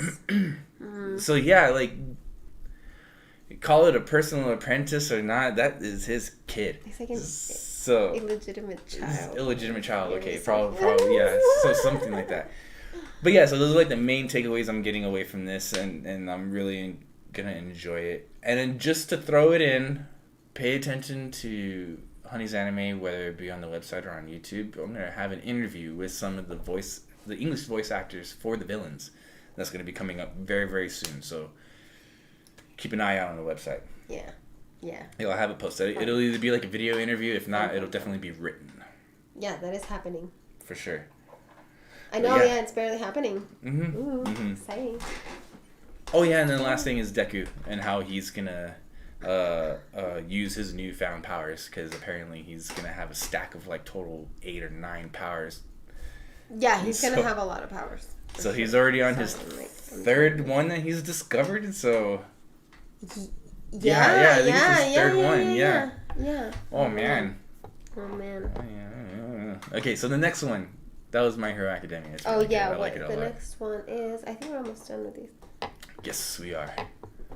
All right, that time. Oh yeah. I got reincarnated as a slime. Season 2, Part 2. Part 2. Yeah, this is the last one of the continuing anime that we're watching right now, and it's going great. There hasn't been any action yet. No, there hasn't been any action yet. We're on episode 7. They're basically ready to go.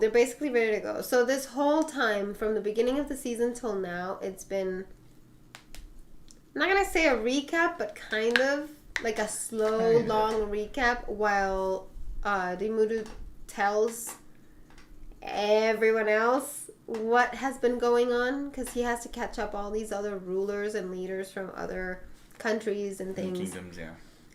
To make them his allies. So he's telling them all, like, his whole story, basically, is how he became a slime, that he was summoned from somewhere else, how the whole Veldora thing happened, how he's now human and helped him out, or actually didn't, but now they're going to lie and say that Veldora had something to do with it, so that Rimuru's not as scary. Basically, it's just talking, like a lot of figuring out, laying out the situation that is going to be unfolded at what I'm assuming is going to be at the end of the season. So there hasn't been any action now, but they're basically ready because they're getting ready to travel to... what's the name of the thing? They're going to this gathering of demon lords. It has a name, but I'm drawing a blank on the name. It has a name. And they're going to this gathering of demon lords, and so they're getting ready. They're ready to go and just get Clayman. Clayman is the name of the bad guy. Yeah, Clayman. Clayman is the worst demon lord. He's the one coming after Rimuru. He's the boss, basically, the final boss of this season, or so we think. And they're getting ready, and so it's been entertaining. It's been really fun, and it's been funny. It's been fun and funny to watch so far, even though there's been no action. no real advancement in the story because they've really just been catching everybody up. But there are a lot of really funny situations, and then there are cameos, and we're bringing in all the characters are gathering, basically everyone that we're going to need for the battle and everything. And the last preparation they did was give that dryad girl, the forest spirit, they gave her a body so that she can assist, so she can go to this demon lord gathering. And so that was like the last thing that they did in the episode. So it's like just building up. Like basically from the beginning of the season, it's just been building up, getting ready, making sure you remember everything, making sure you know where everyone stands before they go. And if the end of the season or the action part of the season is anywhere near where the last season was, the first part, after it all happened and Rimuru just like went out and slaughtered everybody, I'm hoping that's kind of like what we're going to see later with a lot of action, a lot of battles. It's going to be really cool. The only thing is like, I feel like if people are going to die, they're going to stay dead this time. Yeah, I think so too. Basically right now it's just like placing pieces where they need to be. We're still there. But I think they're placing the last pieces. I think action should be starting in the next episode or two. Yeah. Honestly. So, can't wait. Yeah, it's going to be happening really fast. But I like the setup. The setup's really good. Very, very diplomatic in the first part of this. But, yeah.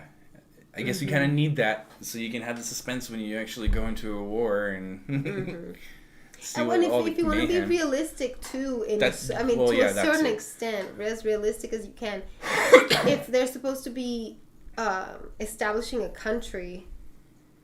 and they're going to war with other countries, and they're, they're being pretty realistic of how that you have to deal with that. You can't just like go guns a-blazing. It's like you need to gather people and get ready and prepare and then go and do it. So they're doing it in a relatively realistic way for a fantasy anime. It is pretty awesome. So it's really good. Realistic. It's exciting. It's getting exciting soon. That's it? All right. Oh, okay, that's it. That's it for this part. We're moving on to our last part, which will or second really to last part, because then at the very, very end, our just top as five. Quick as this, second to last just part. as quick as this, or quicker, is going to be our top fives. But for our second to last part, we're doing, we're just gonna go over really quick the anime that we dropped and why we dropped them. Just so you know, we didn't drop everything because it was bad, quote unquote.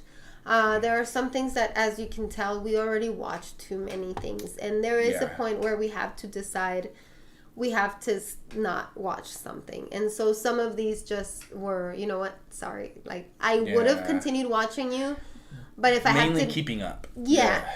I would have continued watching you, but I can't keep up with this many more. So I have to, get rid of some. And some of these anime are basically what got...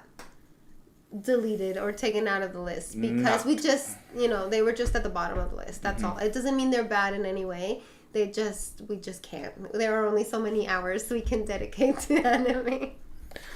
Yeah, that's true. But there are others. A lot of reading. But there are others that we did drop for reasons that are because no. Yeah. So let's go. Here it is. Here is what we have this dropped. Is what we it's a little collage. Oh, it's so small. Oh, okay, yeah. No. Okay, so the first one, we actually mentioned this one in the last video. Remake Our Lives. Yeah. No. Yeah. That was something that it was... the premise sounded great. This guy... on the slumps, kind of didn't like how he decided his life and everything, and is granted this time travel to fix his life, remake his life, but also others that are part of the situation too, in a sense. But we didn't even get that far. But we didn't even get to see the other people if there were not so much. People. Yeah, not so much, because I think we got to like the fourth episode or something like that, and already I was kind of like, no, I don't like this, because I know remake our life, but then like you want to remake your life into a better actor and whatnot in like the film industry or entertainment industry, which is what it was kind of based off of. But like you went back in time. That's not like tear growing on a tumor on the side of your neck, but like how did I come back in time? Like how did this happen? Why am I here? Oh yeah, it's just shrugged off. It's just like it's immediately shrugged off, and it's kind of like, oh yeah, oh my god, I'm back in time. Oh, I can go to school. I can do better. I know what's gonna happen. I'm gonna be better. Okay, let's do it. And it's like, but dude, you're. And that's it. Like yeah, like exactly. 10 years in the past now. And that's it. It's never referred to again. At least not from what we saw. At least not from when we saw it. And then the way it was carrying on, it wasn't as interesting, to tell you the truth. The only thing is, like, I may have a regret for this because if they do address the time travel and it's good, and we miss out on it, then it kind of sucks. Yeah. But you know what? I have a feeling. Shame on them for not keeping me engaged in the beginning, because that was like, the time travel thing was awesome. I was already paying attention, but then episode 2 and 3, it just. Yeah. Mm-hmm. All of a sudden, I was like, nah. I agree. I felt like I was like, oh, okay. I was lured in with this like time travel remake our lives situation. We watched 3 episodes, and then. After the initial, oh, I'm in the past, I'm going to do it again, it's just, like, people going to school. Mm-hmm. Like, that's it. And then up to episode 3, there wasn't any other person. So, I don't know if he's the only one that went back and, like, he's going to help these other people also make their lives better. Even though they didn't travel back in time, but because he did, he's going to improve even their lives. Because, like, his boss is there, too, in school with him and everything. And it's like, okay. But it was basically just people in art school. Yeah. And I'm like, I did liberal arts. Like, I studied liberal arts, you know, like, no hate here. But it's like, Like I said, if we're going to drop something, this was going to be it. That was one of them. So, that was definitely one of them. That's one of them. The Aquatope and White Sand. Yes, that was another one. That was the Aquatope and White Sand was beautiful. Like, just, it looks gorgeous. The art is beautiful. Everything is great. It's about this girl who is an idol, a failed idol. She got kicked out of her troupe or whatever. Long story short, she's not an idol anymore. She goes back to the island where she's from, I guess, and her family's there. And she doesn't want to go back to her family because it sucks. And then she gets a job at an aquarium, a small aquarium. Small aquarium, very small. That's about to close down because it's anime, right? And so she joins just to not go home. And then, but she gets really involved in the aquarium, and that's as far as we got.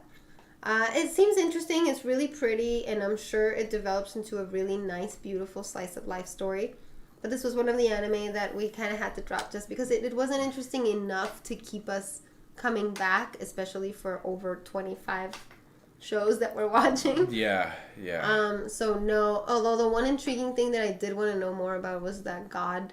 There's like this weird little character with orange hair that is like obviously heads. Yeah, and it's like the god. I forget the name of the god. But they mention it's like, oh, this they have the fish head offerings, and it's like, oh, it's for whatever god. Oh, okay, cool. And you see this random being walking around, like, eating the fish head. So, you know the god of the island is around. But I don't think it's actually going to be referred to. Like, it's just kind of there, so you know, oh, this god is influencing things, but it's never actually going to be a part of the story. So that's, I would probably regret that if they address it. If they do address it. It ends up being good. But, at the same time, it was something that we had to make that hard choice and just be like, we can drop this one. But if you're a fan of Slice of Life, I would say definitely check it out. Definitely check it out. It's beautiful. It the looks art's amazing. Really beautiful, I'll tell you the truth. It's awesome. And if you're just like an ocean life lover, you'll like it check too. it out. It's so cool. And you know what? As a matter of fact, that aquarium that they're at, obviously they're in Osaka. It's Okinawa. Sorry, Okinawa. It's not Churaumi. It's not, but it resembles it in some way because they have that huge. They show the whale sharks. But that's what I was thinking. Huge tank. And that doesn't make sense. That doesn't make sense. No, it's just inspired. I know that this is inspired because they have to intrigue you with some attractions. And it's like like an aquarium that's about to close down. How are you keeping a whale shark? In your tank? Yeah. Like, there's no way. There's no way. Yeah, there is no way. But it's a really good show. So like, we didn't drop it because it was bad. We just... Mm-hmm. Slice of Life is never going to be the top of our choices. No, not never, but rarely. Rarely. It will rarely be at it the is. top. It definitely depends on the slice And there of are life. already some slice of life on my top 5, so there was no room for any other. Yeah. All right, so the next one that we also... Oh, yeah, that's right. We're looking over there. Oh, Kageki Shoujo. All right, that one, I mean, it was pretty. It was kind of nice. I like the character situations that they presented you with and everything, so I guess you can say it would be a good show. If you're watching right now, I'm pretty sure you're enjoying it, but at the same time, that was also another one that we probably could have dropped, because to me, personally... Well, we did drop it. I mean, well, yeah, we did drop it, but to me personally, it seemed pretty predictable for the situation, and I think I already know what's gonna happen, so that's why I felt that I was like, I can do without this one. Maybe I can read up a review from one of the writers on the website if they do end up writing about it. I can read it and be like, yeah, buddy. I see. Yeah, I was right. Like, I thought so. I thought so. Yeah. But I liked the art. The art was really nice. It was cute. But yeah, it was one that it didn't really like grab our attention, so we're kind of like yeah, definitely, I agree. That's another one where even though like I have done acting, not theater, never been a theater fan, but if you are a theater fan and an anime fan, you should probably watch this show. Yeah. If you like slice of life and drama, definitely watch this show. If you like thinking about like dynamics based on gender roles, you know, like women should be this and men should be that and this and that, you will also like this like show. that show too. Yeah. Because it's an all-female theater troupe and they play male roles and female roles, and there's a lot in there that like some girls want to play the male role but they're just not built for it. So that's another topic. It's like if you're someone who wants to do something with your life that you're just not built for, but you want to do it still, and you like anime and you like slice of life, watch this show. You'll enjoy it too. So it's a great show. It's a really good show, just not our thing, I guess. So we ended up sacrificing that one as well, but it's not a bad anime. Not at all. So far these last two are both very recommendable. We just unfortunately can't watch that many. Yeah. What the heck is that? Oh, whoa. Oh, girlfriend. Though. I don't know. Go for it. I didn't like the setup. It was just, I don't know. Didn't feel comfortable. It didn't feel right while watching that in some way, because, I mean, you know, like, you have one guy who likes a girl, and then there's a girl who likes the guy, and then one girl's willing to compromise to be with the guy if the other girl's wanting to be with him too, and her in turn, and then like it ends up being this whole agreement, and I'm all like, no. maybe if the situation was a bit different, but the way the third girl was kind of brought on, I was just kind of like, don't like that setup so much, because I think like how was it is like she was basically done. She confessed, and then I think like she was like, okay, well, you know, like I don't want to be a part of it, but then she was convinced in some way by the other girl to be like, the actual girlfriend, the actual girlfriend play with us in some sense, was convinced by the other chick to do the thing. Yeah. So it was just like, I don't know. That in particular was not necessarily like my type of show, to tell you the truth, because I like story. I like it to make sense. I also like it to be real. To make sense. This doesn't make sense. Let's be realistic. Okay, I agree. Yeah. With a lot of things. Talk about middle school fantasy. No, this is more like a high school. This could be high school. Yeah, this could be high school fantasy. If the other one is a middle school boy fantasy, this is definitely girlfriend is not even high school boy. It's like most male fantasies. Again, not criticizing, not saying it in a bad way. It's just like with other shows, predictable. Mm-hmm. It's predictable. We can see what it is. It's a fantasy put up there for men to enjoy what it is. But even the way that it's done, the dynamic could have been done better if she could have been convinced in a different. Maybe if the girlfriend didn't need convincing. maybe if it was just like, oh, hey, this other girl is interested. Oh, okay. Maybe so am I, you know? But not like the way that it was. That she was basically convinced into it a little bit, what's the word? Polyamorous relationship. But she didn't want to be in it, and that's your problem with it. And I get it. And I get it. Because I agree that it was forceful. Like, it was... The girlfriend was forced into a polyamorous relationship. There's nothing wrong with polyamorous relationships as long as everybody is... Agreed upon. And this girl is forced to join it. But as long as the boy's happy, it's okay. And no, we know where it's going. There's going to be another girl, then another girl, then it's going to be a harem and awkward situations. And it's just like, I don't got time for that. I don't. Yeah, it was, I don't know. Predictable. It's... I mean, I do know someone who's actually liking it, but at the same time, they even told us that it was like, yeah, I know, it's kind of like, it's a little weird and everything. He's like, I'm watching it, I like it, but yeah, I know it is a little weird, you know? It's a little weird, but if you like harems and you like slice of life and you like this kind of topic, you'll like it. Like, it's definitely very stereotypical, it is predictable, but if you like this kind of anime, you know what's coming. And you'll probably like it because you were into it. So if you're into this kind of stuff, definitely watch it. Mm-hmm. But I agree. Not our thing. All right, the next one. Oh, my shoulders. Spirit Chronicles. Oh, Spirit Chronicles. Next one is Spirit Chronicles. So Spirit Chronicles, that one was really good. I do like that one a lot. But I didn't care for it, so go for it. Yeah. No, I liked it. It was nice. It was pretty intense to start up to the whole storyline with the main character, the boy, you know, being what he was isekai, but obviously isekai into a world of poverty, like straight poverty. Like he was even being controlled by 3 guys that were burglars or thieves, and so he ends up having like this power. Well, not really power, but mana build up. Like he has a lot of mana storage, like just building up inside of him. So he's already a good magic user and everything. Yeah, this situation where they were looking for a princess and he was semi-involved in it, helps find the princess, but then like they kind of mistake his kindness in this sense, and they're all like, oh yeah, you didn't find her, you were actually the one keeping her, like you kidnapped her and all this stuff. So they started beating him and try to get a confession out and all that stuff. Poor kid. And he's pretty young too, yeah, he's pretty young. Yeah, pretty young. And so like he ends up being forgiven because the truth comes out. King grants him nobility in a sense, so now he can go and train and study in school for magic.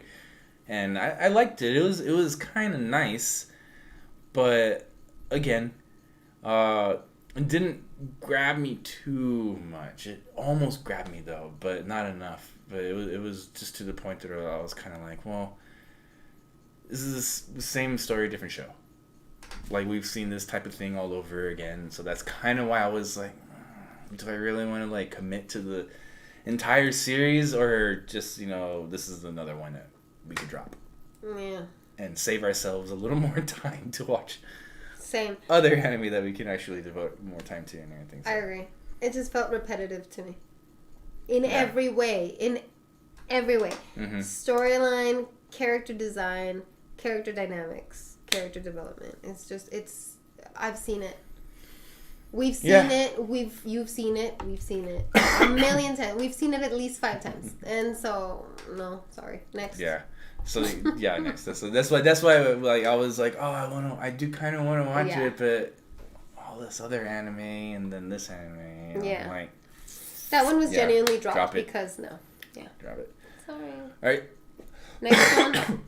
This one we dropped pretty early too. Also, I think episode 3. What is this one? Oh, Decide. Tromare. Yeah, this one. I think we mentioned this in the previous podcast. It's based on a game.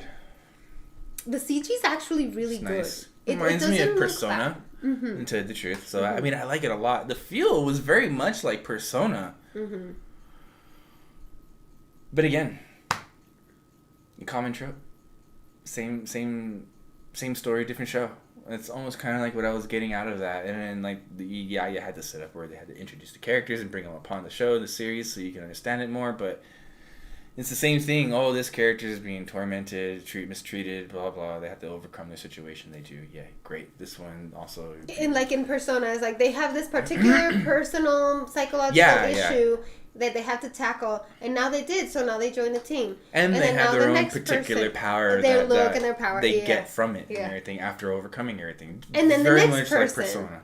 Same thing. Problem. They overcome it. They become part of the team, and it's like, oh, okay. Again, we've seen it before. So I'll definitely be reading the review for this one. Yeah, it was one that I was like, again, weighing. You can go ahead and get rid of it. However, if you have played the game and you like the game and you're a fan of the game, I would recommend watching it because it's obviously made for you.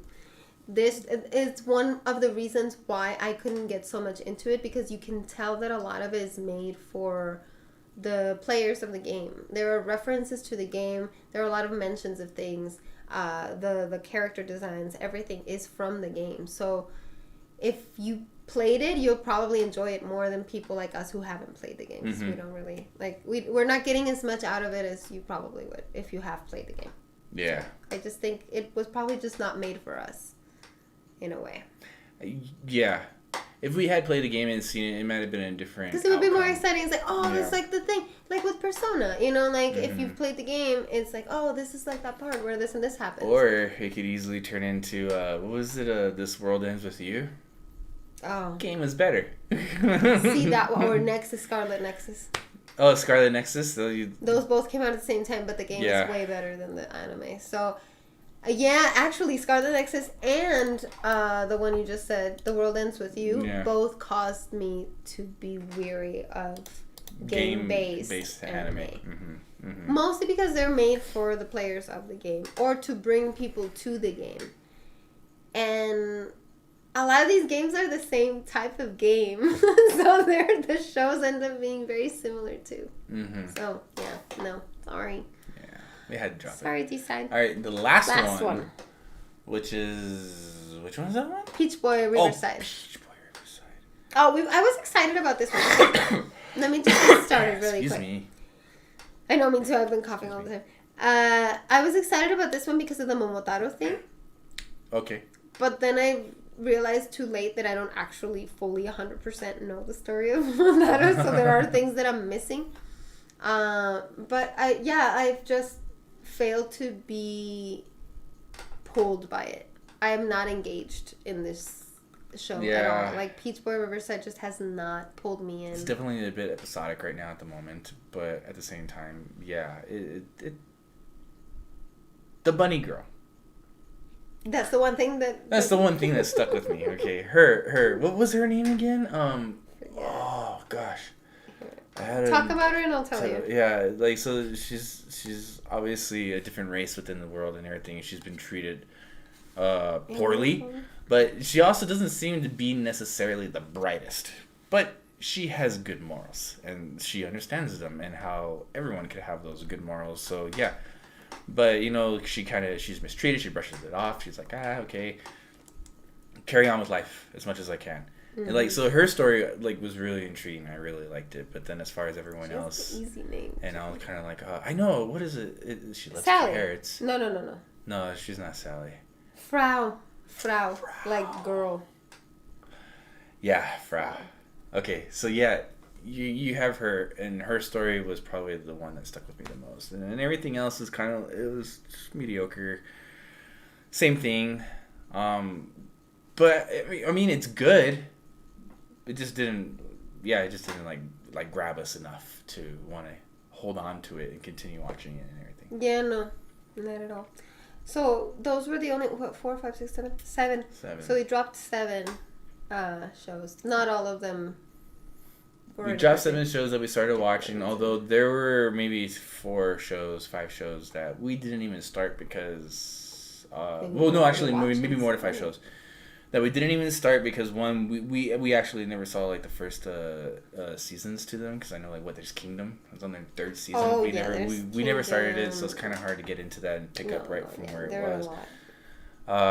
Like 7 Deadly Sins was another one that was I don't know. That's continuing from the previous season. That was continuing from the previous. Really... But see, again, that was something like I've seen a few episodes for the first season going in, Battle Game in 5 Seconds. We didn't start that. Battle Game in 5 Seconds. Yeah, that one we didn't start. We didn't even but start. But at the same time, I don't know. It didn't grab my attention as much. But at the same time, I also kind of forgot about it. So I do kind of want to go back and check it out. It may be generic, but yeah, I mean. And check it out, maybe. I'm down to go check it out at least. That one I did forget about, or we forgot about. Magia Record. We hadn't seen the previous one, so we're not continuing. The previous one wasn't great from what I've heard either. So. So maybe we dodged a bullet. See, a lot of these situations, maybe we dodged a bullet, but yeah, that was basically. Like at this point, when we watch a lot of anime, and then there are certain things that we already avoid from the beginning for reasons, because when you're around it so much all the time. You can kind of tell what you personally are going, and you know this if you watch anime and you like it. You know what you're gonna like and what you're not. So that's what we dropped. Finally, to finish off our podcast today, our Hivecast, we're gonna talk about our top 5s, our top 5 so far. Favorite anime so far this season. Do you wanna kick off? Yeah, mine will be kind of quick. Yeah, we've already talked about these shows, so you know why we like them for the most part, so we'll just go really quick. I won't say a continuation, so that'll probably help out and make it easier, because honestly, if we're watching a continuation, it's because we like it, and it is obviously a top, so it's like... I guess that's true.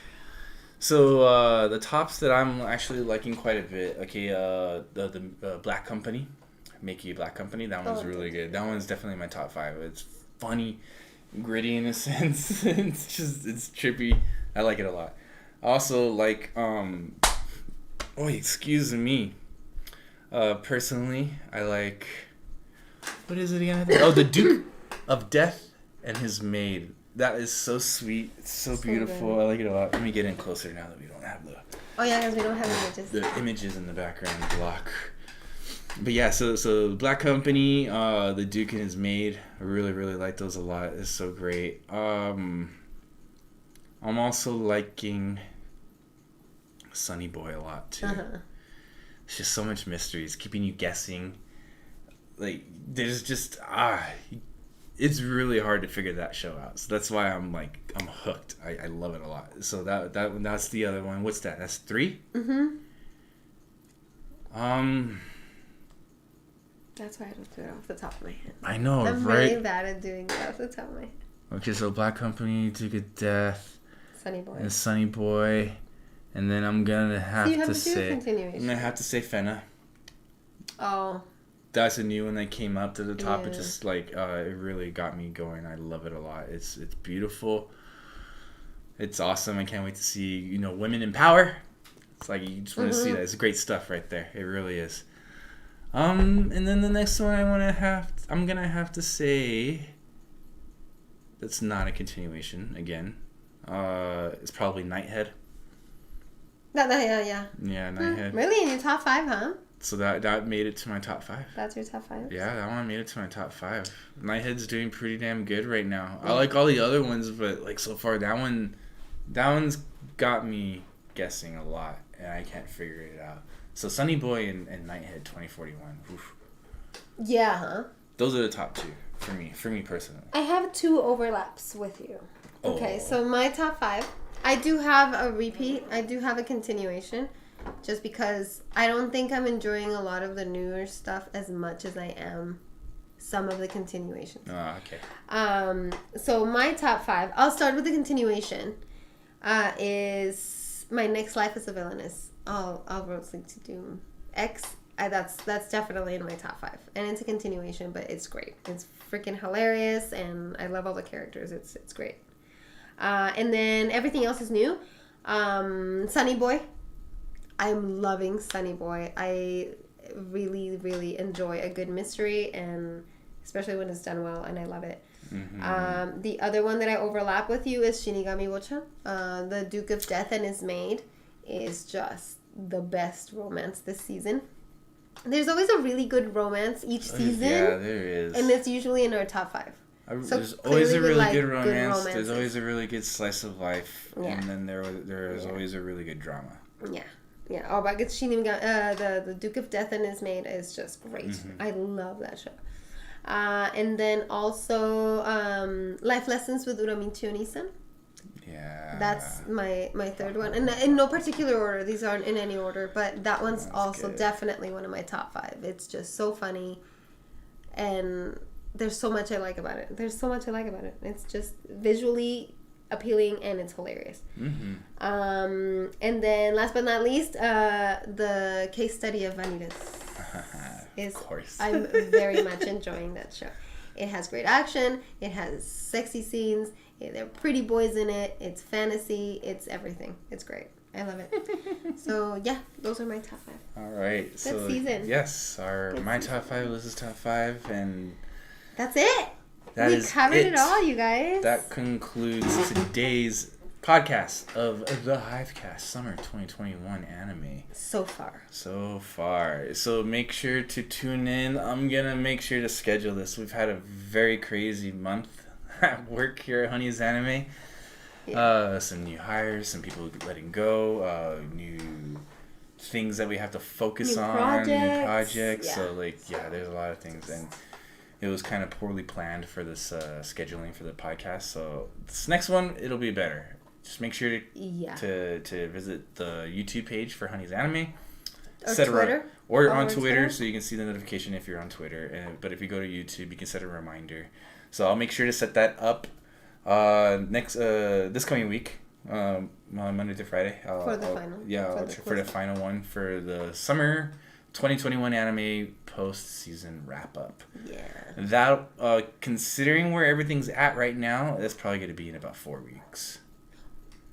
So exactly a month from now. No, but most things are on episode 7, 8, 9, 10, 11, 12. You need more than 4 weeks. So 5 weeks. 5 weeks. 5 weeks from now, we'll probably see you guys. It might be 6, but just to be sure. That we finished most things because we want to make sure that we finished at least all the series, most of the series. All right, so 5 weeks minimum. Let's do 5 to 6 weeks. 6 weeks. Just keep an eye out. Most, I think. Yeah, but just keep an eye out. He will set up an alert a week before, at least. At least a week before. I'm gonna try and just do it very soon, like now. Yeah. So you guys can remind it because I can always update the date, the start time. Sure. So you guys can like it, and the links and everything will stay the same, but the date will probably change. Just keep an eye out for that. Yay! Other than that, we thank you very much for tuning in and sticking with guys. us. For everyone that is here, thank you very much. Make sure to like this live stream podcast, share it with your friends, subscribe to Honey's Anime for more great content when we have them here on the website. Obviously, we're always busy, but we always are working on video content, so we'll get something out there regardless. Trust me. Other than that, follow us on social media. We're on Instagram. We're on Twitter. Go to the website honeysanime.com. Top right corner of that website. Top right corner on that website. You'll see all of our social media links and then some. We even have a Discord server, so you guys can go in there and chat. Yeah. You can chat with me. I'm always in there. And yeah, that's it, guys. Thank you very much. Thank you, guys. We'll see you in a few weeks for the end of Summer 2021 anime wrap-up. Mm-hmm. And enjoy the rest of the season. Thank you for joining us. Yes, and I'll leave you guys off with a little music to play before the stream ends. But we'll see you guys next time. All right? Bye. Bye-bye. You guys take care. You have a good one. And see you in 6 weeks, maybe. 6 weeks. Yeah, I'm pretty sure 6 weeks. All right, bye, guys.